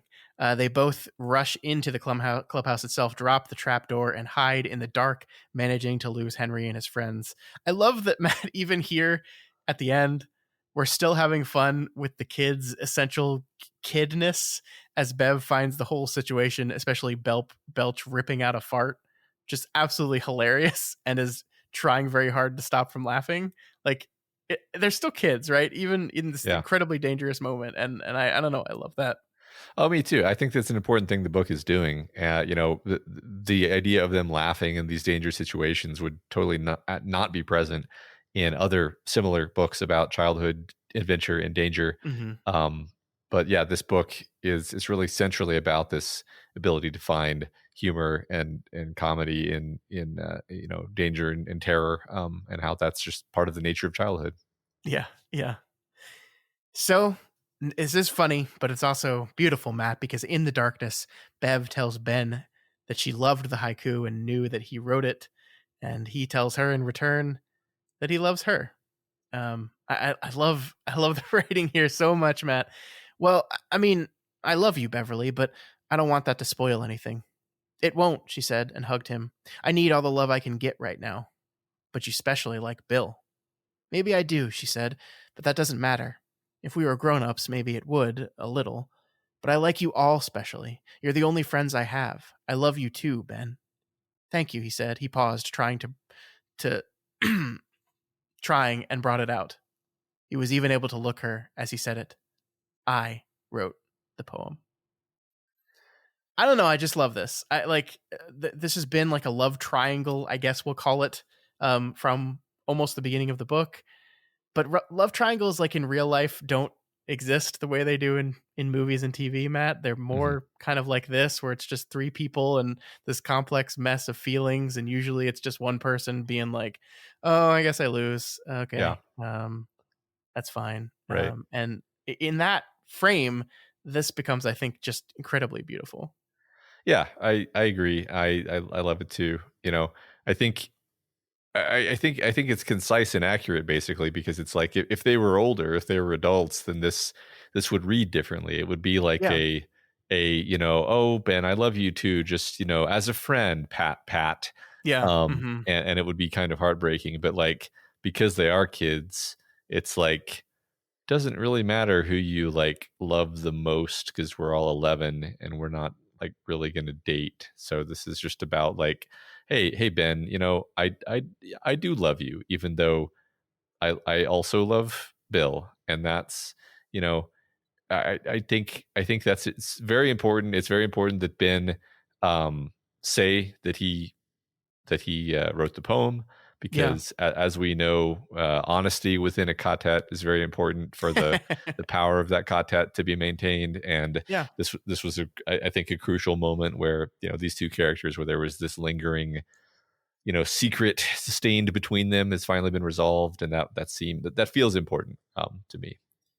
I agree. And yeah, I love what you said about the importance or lack of importance of measuring up ways of love to 11-year-olds. It just doesn't matter. And also the realization that there are a lot of different kinds of love in this world, right? Mhm. And that like Ben can give her something that Bill cannot, like the way he loves her, the is expressed through his creation of art in the poem, is something that we're told textually Bill could never and would never do. um, Mhm. and so it makes their love unique, if not the same as hers and Bill's. Yeah. Now I will say, the symmetry is broken, because clearly in the future timeline, Bev goes off with Bill and not Ben, and that is different, and Ben does feel heartbroken, Hmm. or at least a bit of pain over that, right? So I guess Yeah, I'm just pointing out that, like, there's a lot of parts where the stories match up and mirror, but I think this is one point where there is no equivalent scene for Ben and Bev in the adults timeline so far, at least. sure. Yeah, I think it worth pointing out that post love making, Bill is sitting there, and one of the things he thinks of is it should be Ben here. Yeah, And he's like, it should be Ben here actually, but then I think he says, I don't have it in front of me, but something to the effect of like, maybe in this time he's the one that's going to take her home, yeah. which is laying groundwork for something we don't know what yet. But yeah, I see what you mean though. Yeah, that I also remember that moment, and remember thinking that felt important, and then forgot the exact wording. But yeah, the idea that Ben, I think what that left me with was feeling like Ben's moment is coming, and Mm. has not Mhm. arrived yet. And what that's going to look like? Could it be tragic? Could it be triumphant? I don't know. I don't know. Sure. Yeah. Suddenly, Bev realizes that Henry and the gang might be looking for the rest of the losers who don't know that they're down here in the Barrens and don't know how far gone Henry is. So they need to get out there and warn them. And they do so as we transition back into 1985. And once again, with Henry Bowers, Henry is back at the seminary grounds that we referenced before, where Bev ditched her dad, and he's hurting bad. He's convinced he left Mike for dead, but a police car and an ambulance get him to start doubting that fact. This is, I think, King just throwing us a bone. I agree with you that the probably the most common read is that that Mike did get through, because as you said, the idea of him speaking through Pennywise's deception is so cool. But I think this is King throwing us a bone, because we haven't said that Mike is definitely not going to die by showing an ambulance show up at the library, but we're allowed this moment of belief that things might be okay for him. And I think that's very important. Yeah, it's also important that Bowers is like, God damn it. Yeah. like it makes us, gives us some satisfaction that he's once again foiled. Which, yeah. So as Henry struggles, we jump back with him to 58 as they search in vain for Bev. Henry feels drawn to one of the pumping stations in which he hears another voice. The voice drifted up to him from the blackness inside, and Henry felt his interior temperature plummet to 0, his veins and arteries freezing into crystal tubes of ice. But with these sensations came an almost unknown feeling. Love. Just makes you feel really bad for Henry, doesn't it? Yeah, I do feel bad for Henry, actually. In fact, that's like the main topic sentence of a lot of what is coming from this point forward, is like, wow, being Henry sucks like a lot. Like, his life has been really awful. And I feel like we're pushing in the direction of this being one of those characters where we're like, okay, he definitely like sucks, but nobody deserves this. Yeah. he's just been stepped on his whole life. It's pretty sad, actually. It is interesting the ways in which he does mirror Bev a little bit. This kind of mixture of fear and hate and love. I think mirrors Bev's situation with her father really well. And you could say that measures Henry's situation with his father and also his surrogate father and Pennywise here. This love that he feels that is, at least in this case, fake, used just to manipulate him. But I think there's some echoing there for sure. Yeah. The voice tells Henry to watch and wait, and so they do so. As Henry sits here waiting, he looks at his switchblade and thinks back to the person who gave it to them. It arrived in the morning in his mailbox and had been festooned with some balloons, care of Mr. Robert Gray. So it's a Pennywise knife. It's a very special, magical Pennywise knife.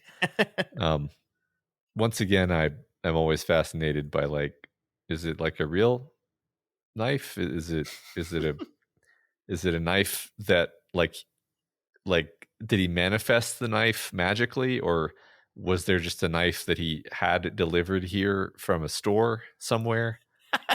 And like, why a switchblade? I know this is silly and dumb, but I do think it's interesting. I mean, I think it's interesting because there's always this tension between, like, oh, Pennywise is like incredibly powerful and dangerous, and he uses the moose blower to scare them in the haunted house. And the constant ambiguity of, like, is this a demonstration of true power, or is this basically a magic trick? I don't know. The switchblade, it being just like it's a switchblade, right? It's not even a gun. I just think it's really interesting.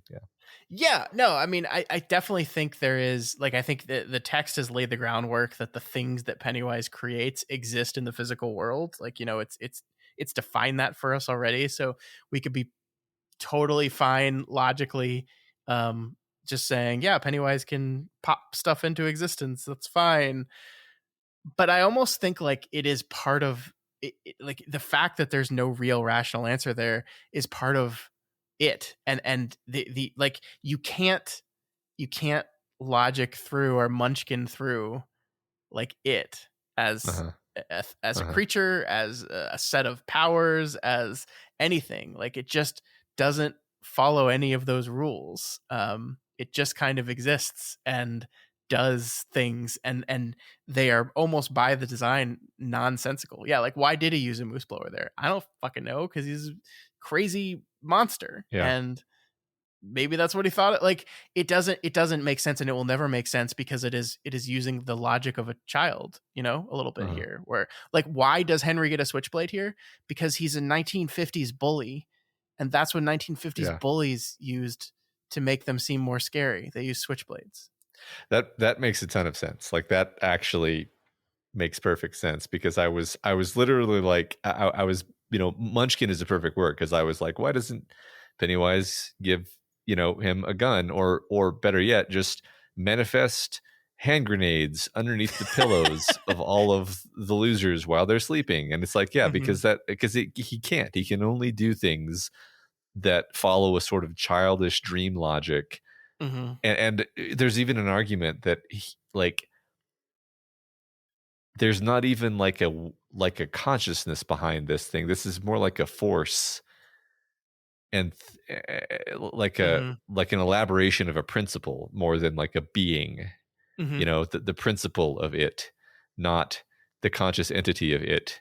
And the Yeah. principle of it, of course, it's going to be a switchblade. What else Yeah. could it be?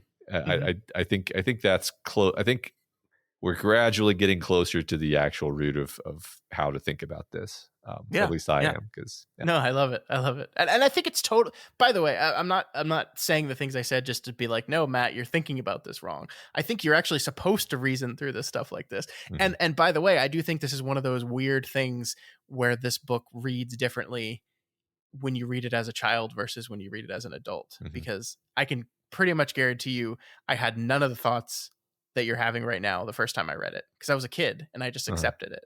And that is the difference, right? Yeah.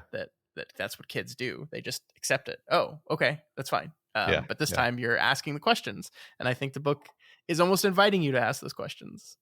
Yeah. Except maybe by doing that, I invite Pennywise to manifest a hand grenade on my pillow. So that That's may be true. the flip side of thinking about it too logically. God, he would kill you so fast. It's I just know. wild. Totally. Yeah. I would step into Derry and I would just explode where I stood. Yeah. Yeah. So we do see here in this moment, he gets the switchblade, walks back into his house, and this is the moment that he kills his father. We were already kind of primed that this moment was going to occur, but but here it is, and it is kind of shocking, Matt, actually, that we learn, because this is technically a flashback. This is Henry sitting there waiting for Bev and Ben to come out of the hideout, and he's flashing back, and so we realize that everything that he's done so far this day has been after this moment where he murdered his father, which is shocking. Yeah. Yeah. Yeah. I mean, and it's especially shocking, I think, because it's not like there's a specific reason that we're shown. It's just he got the switchblade, and I mean, arguably he was pushed by it, but Yeah. it's just this is the day. I'm gonna stab Yeah. him in the throat. Yep. Yeah, I mean, I think he does hate his father. Like, his father is this thing of fear. Hmm. But he also has been like working so hard to impress his father. So again, like Bev, there's Yeah. this complicated mixture of stuff here, and yeah, he just needs a little bit of pushing from Pennywise to do it. I do love the writing here, though. The voice from the moon spoke to him. It whispered like the spring wind, which was warm with a cold blade buried somewhere in its middle. It buzzed like a paper nest full of roused hornets. It huckstered like a hoarse politician. Everything the voice said seemed pretty much okie dokie to Henry, and so he pushed the silver button. Yeah. Yeah. I like the once again our hornet nest or wasp nest metaphor from The Shining coming back Oh, here a little bit. totally. Yeah, me too. I just, yeah, I love, I mean, again, like beautiful painting, beautiful Yeah. painting with words here. Hmm. I just want to say that I don't think the spring on a switchblade is powerful enough to where you can hold it up to someone's neck and it springs through and out the other side. Like, I don't think that would actually work, but I don't care. It's a great moment. Yeah, it makes me mad that we can't buy switchblades, because I feel like I would be responsible with a switchblade. What, really? I want a switchblade. What are you gonna do with a I switchblade? mean, to actually honestly answer your question, I carry around like a Leatherman pocket knife, and Okay. it's always a two-step process to take the thing out of my pocket and then like hold it and then like pull the blade out, and then because a million times a day you got to open a box or use a tool, use a screwdriver, whatever. I just want to be able to pull it out with one hand and push a button and have the blade just shoot out. And yeah, I know there's the kinds where you can flip it out with your thumb, and I've had those, and I don't like those that much because then putting the blade, they're just not, they don't have the right heft to them. They don't feel right. I want a switchblade, Scott. Doesn't it suck that like the murderers ruin it all for the rest of us? It does. It does.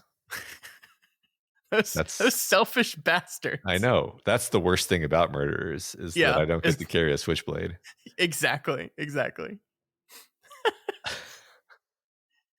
I also wanted to read this bit. I think this is a really great kind of rumination on Henry here. "Kill them all, Henry," the ghost voice from the moon said, and Henry could dig it. Henry felt he could second that emotion. He would kill them all, his tormentors, and then those feelings that he was losing his grip, that he was coming inexorably to a larger world where he would not be able to dominate as he had dominated the play yard at Derry Elementary, that in the wider world, the fat boy and the N-word and the stuttering freak might somehow grow larger while he somehow only grow older. That's fantastic, right? Because there's been this thing with Henry, or with everything, that this threshold is being crossed. This entrance from childhood into adulthood is happening, and it's scary for the rest of the losers, certainly. But we see it's also scary for Henry. It's scary for Henry because his grip and his understanding of the world as it works as childhood is one in which he has power, and he's losing that power. That power is going away. It will always go away, and he's terrified of that fact. Yeah. I mean, again, we're humanizing Henry more. Yeah. Not that we haven't humanized Henry. We talked about this before, but even as he is becoming a sort of horror movie monster himself, I haven't seen the film adaptations, but I imagine that like bloody, shambling, horrible looking Henry paints quite a picture. And but yet at the same time, we're emphasizing how miserable his life has been, and what a sad, scared little boy he was as a kid. Mm-hmm. Yep. All right, so Pennywise proves right as Henry's waiting allows him and his boys to witness Ben and Bev climb out of their secret clubhouse. They follow as we shift back to old man Henry, who's still sitting outside the seminary, staring at a switchblade. The moon speaks to him again, telling him he sent him a ride, and out drives a 1958 Plymouth Fury, his father's dream car, and behind the wheel is a zombified Belch Huggins, still rocking his backwards Yankees cap. And Matt, if you're thinking right now, hey, wait a minute, isn't that what Christine is? Yes, it is. Beautiful. I was thinking that, actually. I was thinking that. Yep. Perfect. That is Christine. But here's Belch. Here's our old pal Belch Huggins. He's a zombie, and he's here to give a ride. So once again, he's manifested a whole ass car. He does seem to have manifested a whole ass car, which part of me was like, maybe it's just a random car and he just gave it a glamour to look like a 1958 whatever, which, I mean, whatever. Genuinely, I would be fine either way at this point. But the thought occurred to me of like, he's probably just a junker that he glamored up. Sure. The one thing that jumped out to me throughout all this, but particularly here, is how Pennywise treats Henry like crap consistently. Like there's never any real attempt to kind of butter him up, as far as I can tell. And here it's like he's just terrorizing him. Like he's terror. This is awful. Yeah. Putting him in the car with dead zombie, rotting dead Belch, and then I don't know what my point is. I guess just like there's no like subtlety, there's no soft touch to try to get him to do what he needs to be done. Pennywise, it just doesn't have those tools at its disposal. It's just like its only tools are glamour and fear, basically. Yeah. So and it works, right? I mean, mhm, that's the thing. That's why Henry is kind of the perfect vessel for him in this regard. Is that like that method just works on Henry. mhm. I love how King describes Belch's rotting body. Like, I love this whole thing, especially when his head turns slowly to like just stare at Henry. Like, this is an absurd scene, right? Like, this is a manifested, created car that constant readers will know is Christine, because Christine came out a couple years before this book. That is driving Henry, who's been stabbed, to go kill some more people, and there's just this corpse is here, and he's trying to talk to it to beg it for forgiveness for abandoning him, and it's just staring at him like Uh-huh. 2 feet from his face, just like staring at, like creepily staring at him, and then slowly turn. It's like an absurd scene, but it's so creepy actually. Yeah, I love it. I genuinely think this is a great scene. I hope that this scene is in the adaptations because it's an amazing moment of like real horror. Not that there hasn't been plenty of real horror in this book, but it's just like the the f- I don't know. There's something particularly scary about this image to me. I'm not even sure why. I agree. I love the description of like this the scream of the dry tendons grinding against each other as the zombie Belch moves his body, which is like a totally plausible thing that would happen if there were such a thing as a zombie. But I just never thought of that as the idea that it would make noise as its dry, dead parts rubbed against each other. I love that detail so much. Yeah, it's so creepy. Hmm. Yeah. Yeah, no comment on the adaptations. We'll see. Okay. Okay. All right. We actually get to finally see the moment of Victor and Belch's death here, as Henry is thinking about them as Belch drives him. We learned that they were in the tunnels. A Frankenstein monster suddenly appeared and approached the three of them, knocking Victor's head off, ripping Belch's face off as Henry flees out through the tunnels. This has us once again, I think, question it, right? Yeah. Like, where's your priorities, man? Yeah. The losers are in your tunnels. They're coming after you, and you're like, okay, but I gotta deal with these assholes first. Yeah. Right. And first, I have to kill the guys who are literally trying to help me chase Mm-hmm. down the losers.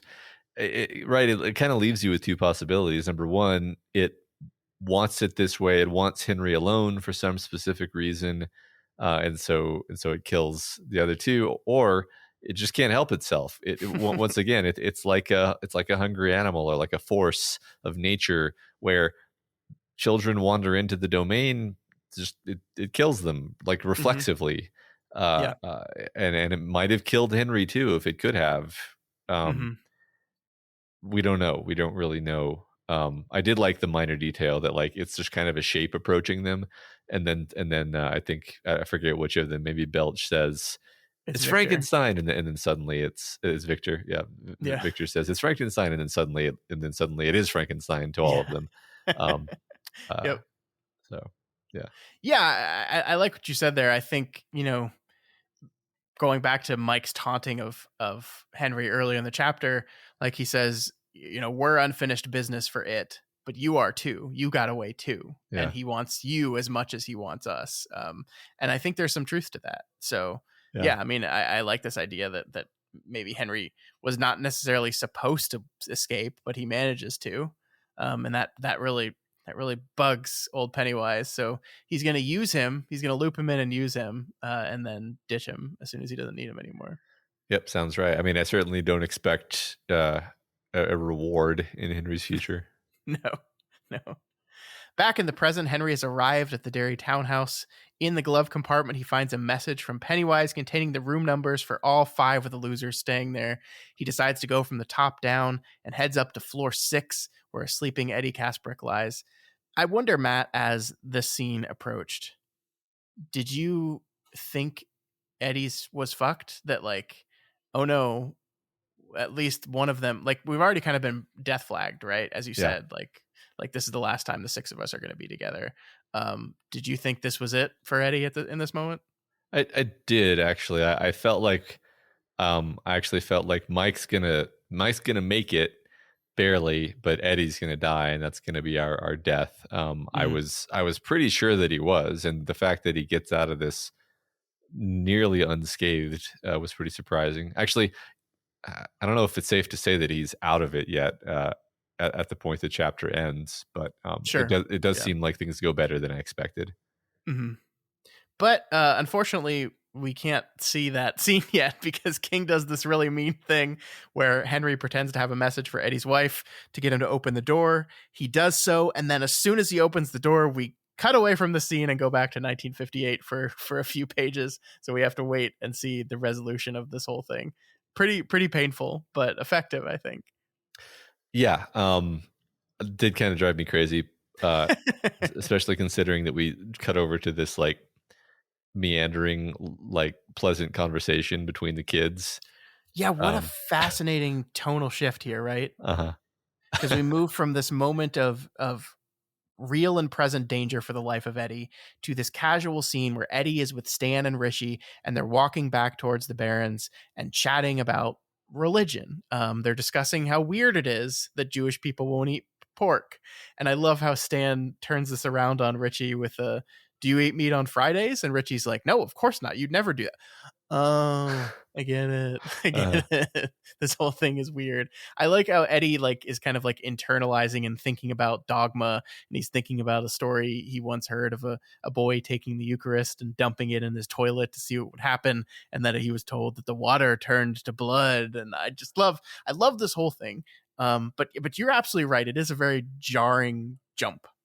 yeah, there's a lot.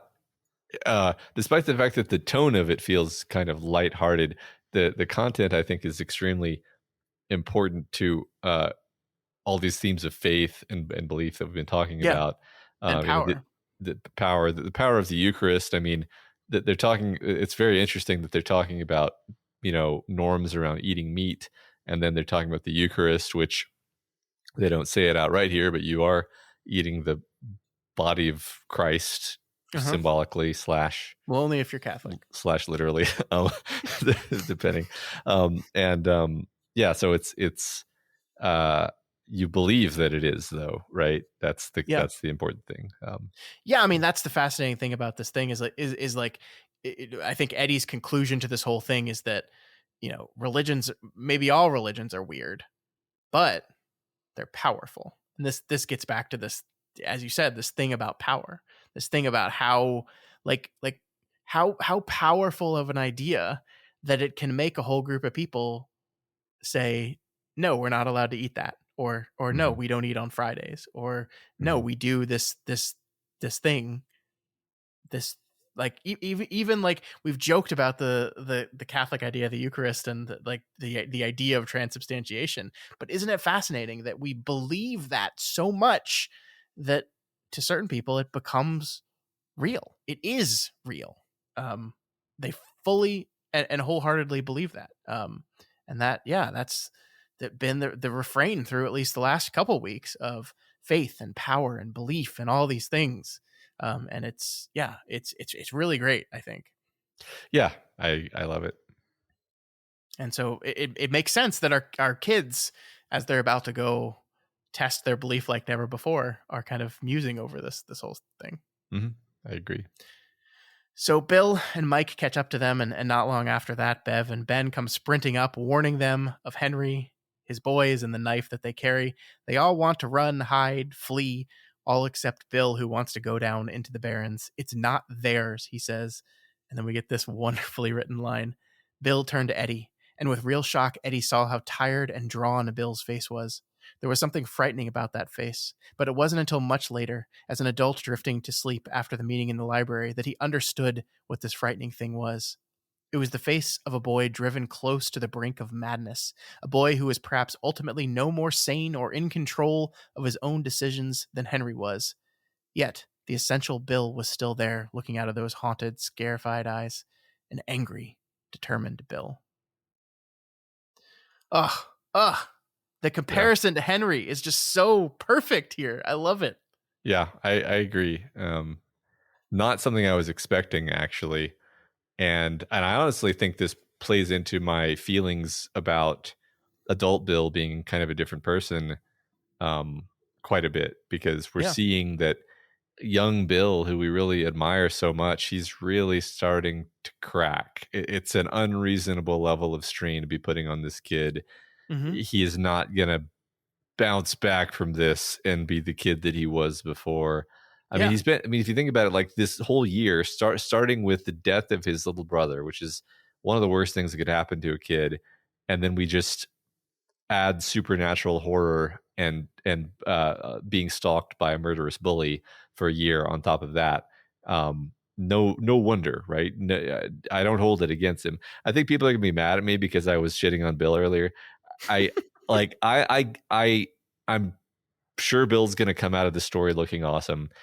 I am merely trying to express that it's really clear that adult Bill has been beaten down by these experiences, and I think that's what paragraphs like this are indicating, that Yeah. he is losing it, Yeah. and he's breaking a bit. Yeah, I mean, he's essentially a tool of another power in a very similar way to the way Henry is, Yeah, and yeah, we see how it fully breaks Henry. Um, and I mean, Bill, like I love the essential Billness that is defined here. This essential goodness, this essential power, this essential strength at the core of him allows him to stand up much more to these kind of pressures and demands of responsibility than a person like Henry does. Sure, yeah. but yeah, I mean, it still has a toll on him. I think you're spot on here. I don't think anyone's going to get on your case. I mean, I do think like the book makes it very clear that like Bill is committing adultery and is Uh-huh. conscious of the fact that he's committing adultery and still goes forward with it. Yeah, I think the dramatic irony of this is that we know that Audra is miles away, yeah, yards away. yeah. Like Right. she's there. She's Yeah, right there somewhere. possibly in the same hotel. Right. Yeah. Yeah, possibly, yeah, yeah. Uh-huh. I don't think so, but possibly. Yeah. Um, No, that's right. That is something I was aware of. And in fact, I was almost wondering, like, is she going to show up in this scene and it's going to be super awkward? But I was like, I don't really think that's the kind of tone we're going for. But mhm, it mhm. was in the back of my mind. Yeah, Um, yeah, I just wanted to point out, you said that the essential Bill was still there. That's almost exactly the same language as when Bev said the essential humanity of her father. Um, was a sort of break on it, whereas the essential Bill is a sort of, I don't know, influence on the the force that's working through him.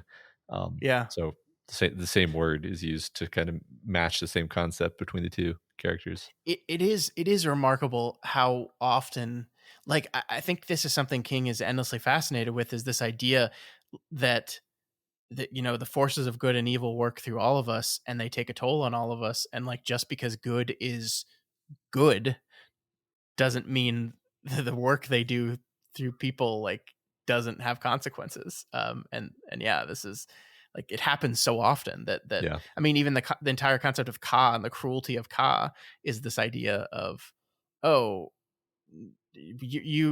like nothing actually gives a shit about you in this grand cosmic play that we're doing. yeah, yeah. I was thinking about Ka earlier as well. I totally Mhm. agree.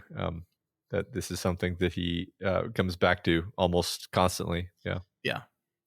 So everyone is with Bill, of course. Of course they are, and they head down. A storm starts coming, and I love King's description of the storm here, Matt.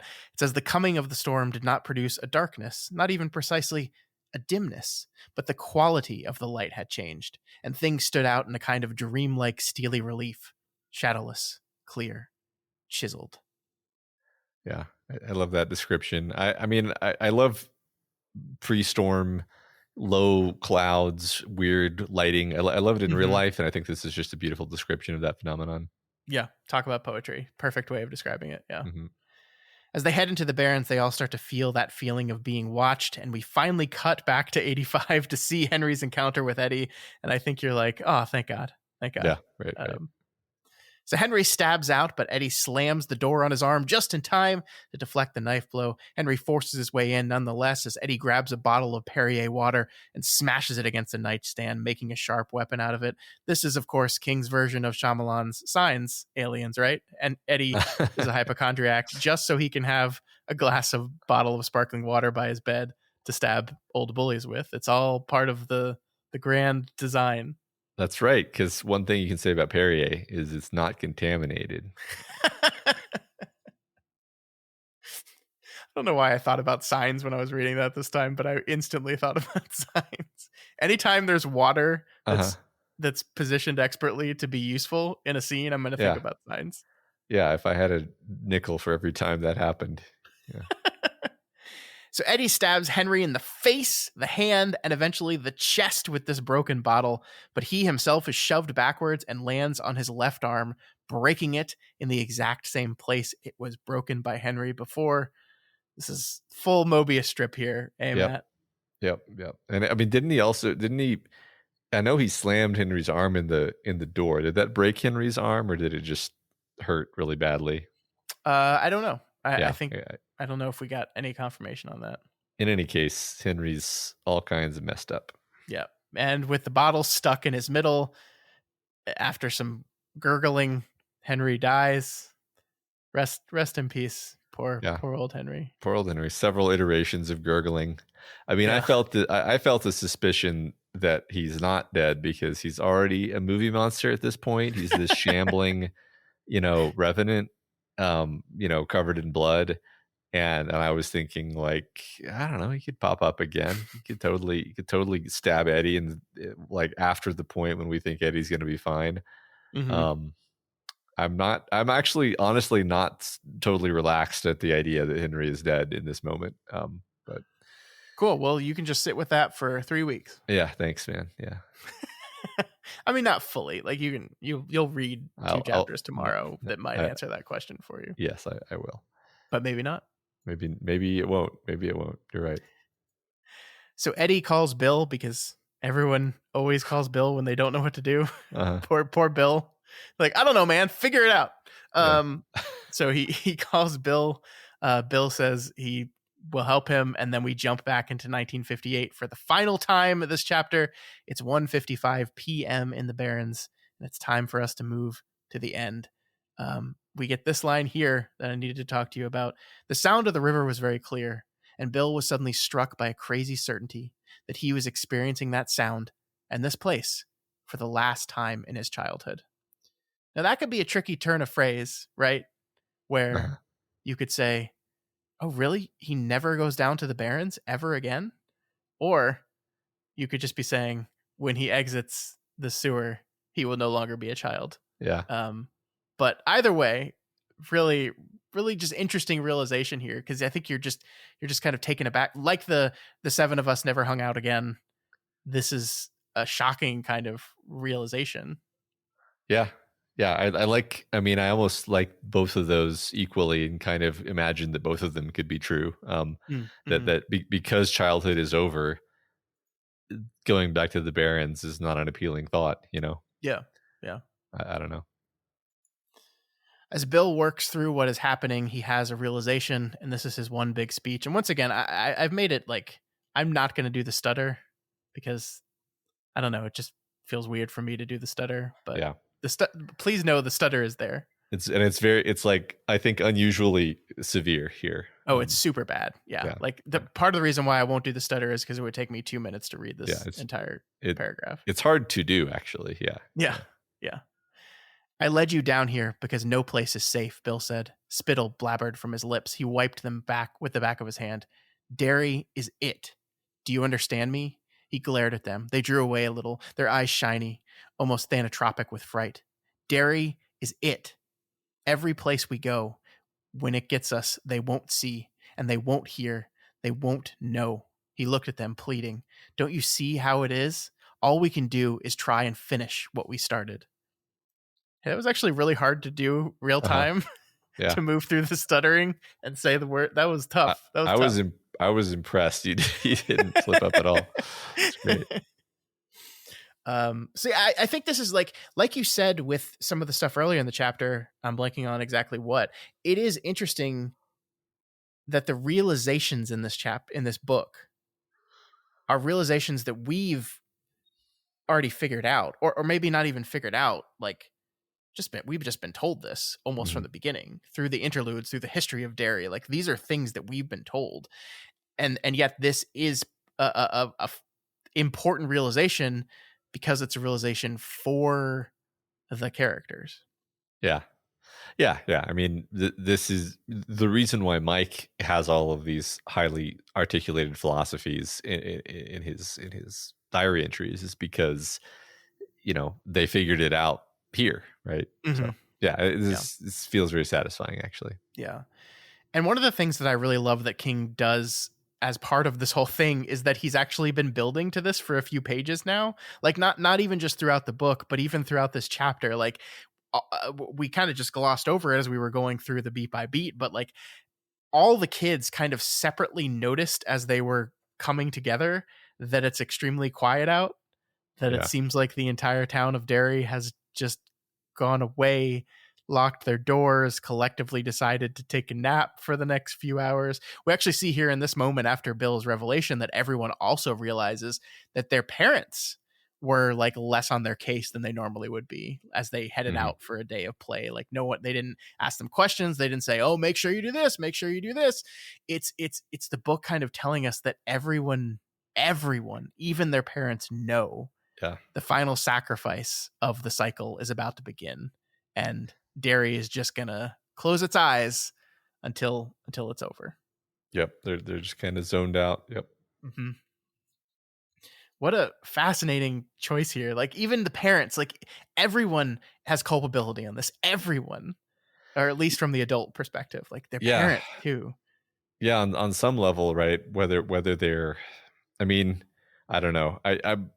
I'm unclear on what level of conscious awareness versus just sort of the willingness to detach and go inside themselves, which is a kind of parental, you know, abnegation of responsibility. I think it's I think that's more what it is for the parents, where it's more they're all kind of wrapped up in their own stuff anyway. Like, that's one thing we know about all of their parents. All of their parents are a little bit self-involved, and that's it's not like they're intentionally letting their children be killed, but they are letting themselves be distracted, is maybe how I would frame my perception of what I think is happening here. Yeah, no, I think you're right. I think it has to go back to that Bev statement of, it's making you do this, but you let it in. Yeah. So I think it's all part and parcel of the same thing. Yeah. And this all feels very similar to all these previous instances where we've sort of been trained and prepared for this moment by these, Mike interludes where he talks about some event that happened in the past, and we just recognize that as like, oh, this is one of those things. This is what's happening. Yep. It doesn't have to. It's again, I think that's perfect because it shows us what the point of all these interludes were the whole time. That this is not a moment of wait, what? This is a moment of everything we understand Derry to be coming to fruition in this moment. That Derry is it. That it is Derry. It's all the same, and everyone that lives in this town is part of this. Yep. And here we go again. Yep. So as they try to figure out their next move, rocks come flying at them. Henry is finally pressing his attack. Bill asks Ben to lead them to the pumping station he saw on his first day down here at the beginning of the summer. That is where they're supposed to go, Bill feels. And the rest of this chapter is basically just an all-out sprint for 10 pages as the chase is on. Ben eventually leads them down to the pumping station, and the losers are able to remove the heavy lid and begin climbing down. This, Matt, is one of those things that I think is also just so reflective of how kids play, which is another beat that I think King is doing intentionally. Like, the building of the hideout was part of it. Here's another. My friends and I used to always like take turns and play imagining lifting the manholes off the sewers that were on the streets near our houses and going down and playing in the sewers, especially after we saw Ninja Turtles. Like, this was always something that, like, one day we're going to be strong enough to figure out how to lift this manhole, and it's going to be awesome. And here the losers actually do it. That's awesome. No, that's very funny. I mean, yeah, we both love Ninja Turtles. I still like to imagine that sewers are actually spacious and comfortable, and that it would be cool to have a nice little place to rest in the sewer, like the Ninja Turtles. That would be great. I watched the live action movie, Matt. That is how the sewers are. Yeah. So don't stop it. I should redecorate my basement to look like a sewer. But like a Ninja Turtle like sewer. a Ninja Turtles sewer, obviously. Yeah. Sure, man. Go for it. That would be awesome. Just don't use doof money on that one. That's all on you. Yeah, do you like it? It's a sewer. It's the sewer aesthetic. It's a sewer theme. Oh my god. How does it smell? So anyway, Bill carries the one-armed Eddie down the ladder, and the rest of the losers join after them. Richie is last, and he sees Henry approach. And I love Richie in this moment because he can't help but cackle in glee. Henry shouts, "You'll die down there," and Richie shouts back, "Prove it," and laughs. It says he was terrified of going into this concrete throat, but he still couldn't stop laughing. And in his Irish cop's voice, he bugled, "Sure and begorra, the luck of the Irish never runs out, me fine lad." It's just delightful. I love Richie. Yeah, I love Richie. Yeah, I agree. So the losers all make it down the ladder and surround it, waiting for Henry to come down.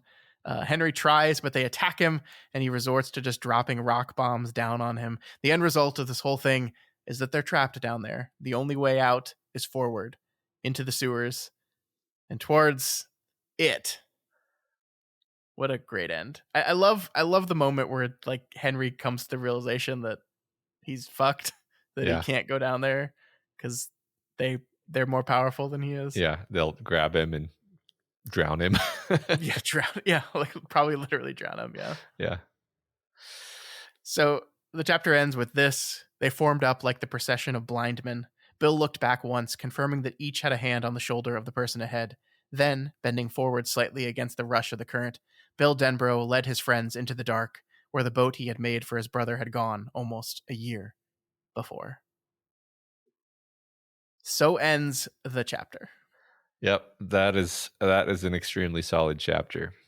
It was a long one. Jesus, it really was. All right, so unfortunately, because we are running so late, this episode is shockingly long.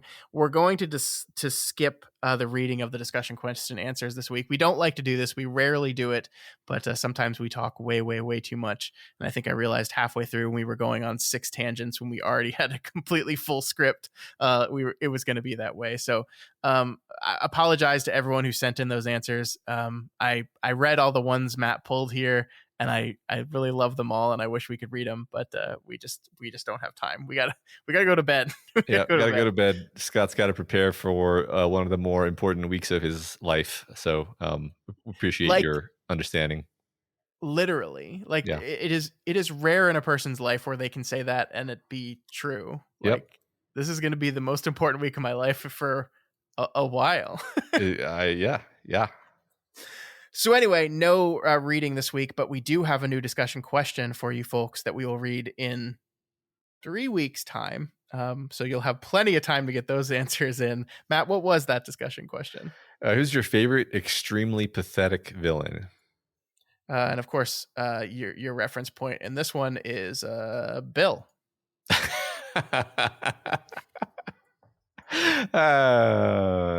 It's delightful. That's just perfect. I was thinking of Henry. Are you sure? Because I admit, kind of seemed like you were calling Bill a villain. Extremely pathetic piece of shit. No, no. Just, I mean, there's a lot of villains where it's like you hate them and they suck, but also they're so pathetic that you kind of feel bad for them. There are plenty of this kind of villain. There's a great question. A lot of great examples. Yeah, because there's a distinct difference between the villains you love to hate and the villains you kind of hate to hate because you hate them, but you kind of don't want to because they're so pathetic. Yeah, you just wish they were better, actually. Yeah.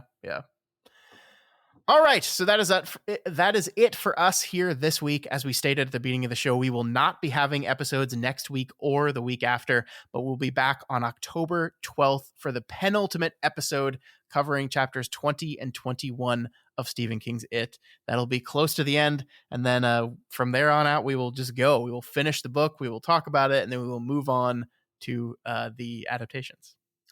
That's right. Remember, you can reach us via email at kingslingerspod@gmail.com, over on Twitter at kingslingerspod, and of course on the subreddit at r/doofmedia. Even though the show's not going to be, releasing in the next week or two, you can still head over there and participate in some discussions or just post something funny that you saw, maybe. Yeah, I mean, I think there's some great opportunities to just take. We've been pushing the reading since June on this one.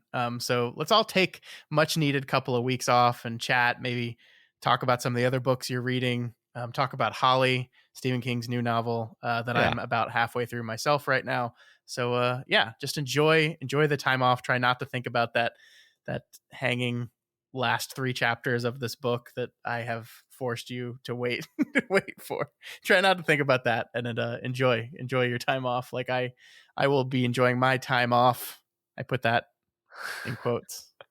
Yeah, that's about right. But yeah, if you like any of our shows, including this one, and you want to support us, then please consider donating to our Patreon account at patreon.com/doofmedia. Special thanks to new patrons Damian T, Neil B, and Sunny B. Welcome. We hope you enjoy all the cool stuff, all the cool perks we have over there on the Patreon. Yeah, we'll be back with another bonus episode next month as well. That was another thing that was a victim of my just about to be newborn baby. So blame her for that. We'll be back with that next month as well. Everything's going to go back to normal next month, except for my life, which will never be the same. No, and we'll be blaming her for a lot of things in the coming months because that is the time to blame the child before they're aware of what's happening. Hey, but as a listener pointed out to me last week, she's going to be born on Stephen King's birthday. So yeah, that's got to be like a get out of jail free card, right? I think it is. I think that's the coolest thing that has happened recently. Yes. Someone asked me if I did that on purpose. I totally did not realize it was King's birthday until someone pointed it out. The reason she's being born on the 21st is because of the Earth, Wind, and Fire song. That's the full reason we scheduled it on that day. It's because I'm going to, for the rest of her life, say, do you remember the 21st night of September? It's going to be great. Okay. Well, wow. That's amazing. Is that better or worse than picking it because it's King's birthday? I legitimately don't know. Yeah, I'm just speechless right now, to be honest. Of course, if you cannot afford to donate to us right now, that is absolutely okay. You can help us out by, especially when we're off these next couple weeks, please continue to share and mention the podcast to other people. It's a great time for them to catch up. They can listen to all the It episodes over the 2 weeks we're off. You can also help us out by leaving a rating and review. This week's Spotlight review comes from Mr. Jeffies, who gives us 4 stars. 4 stars. 4. Misclick? And probably that's got to be it. Says one of the best for Stephen King fans. Great, insightful conversations about the King universe, although sometimes they remind me of the sweaty balls NPR hosts from SNL. Good luck unhearing that. Smart dudes with interesting takes.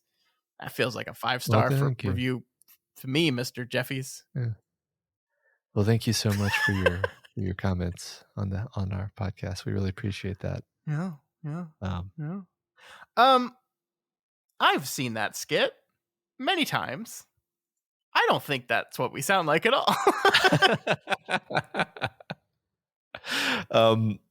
I have not heard the skit, so I'm just going to imagine that it sounds exactly like us, and then never correct that understanding. Sure.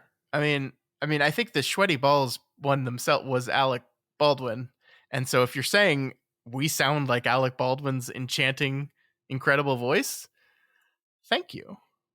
Yeah, thank you. All right, folks, that's going to do it for us. We will see you in a couple of weeks. Enjoy the rest of your September and early October. I will be doing it as well. Sorry again for the time off, but it's a valid excuse. Trust me. Yes, it is. Long days and pleasant nights. And may you have twice the number.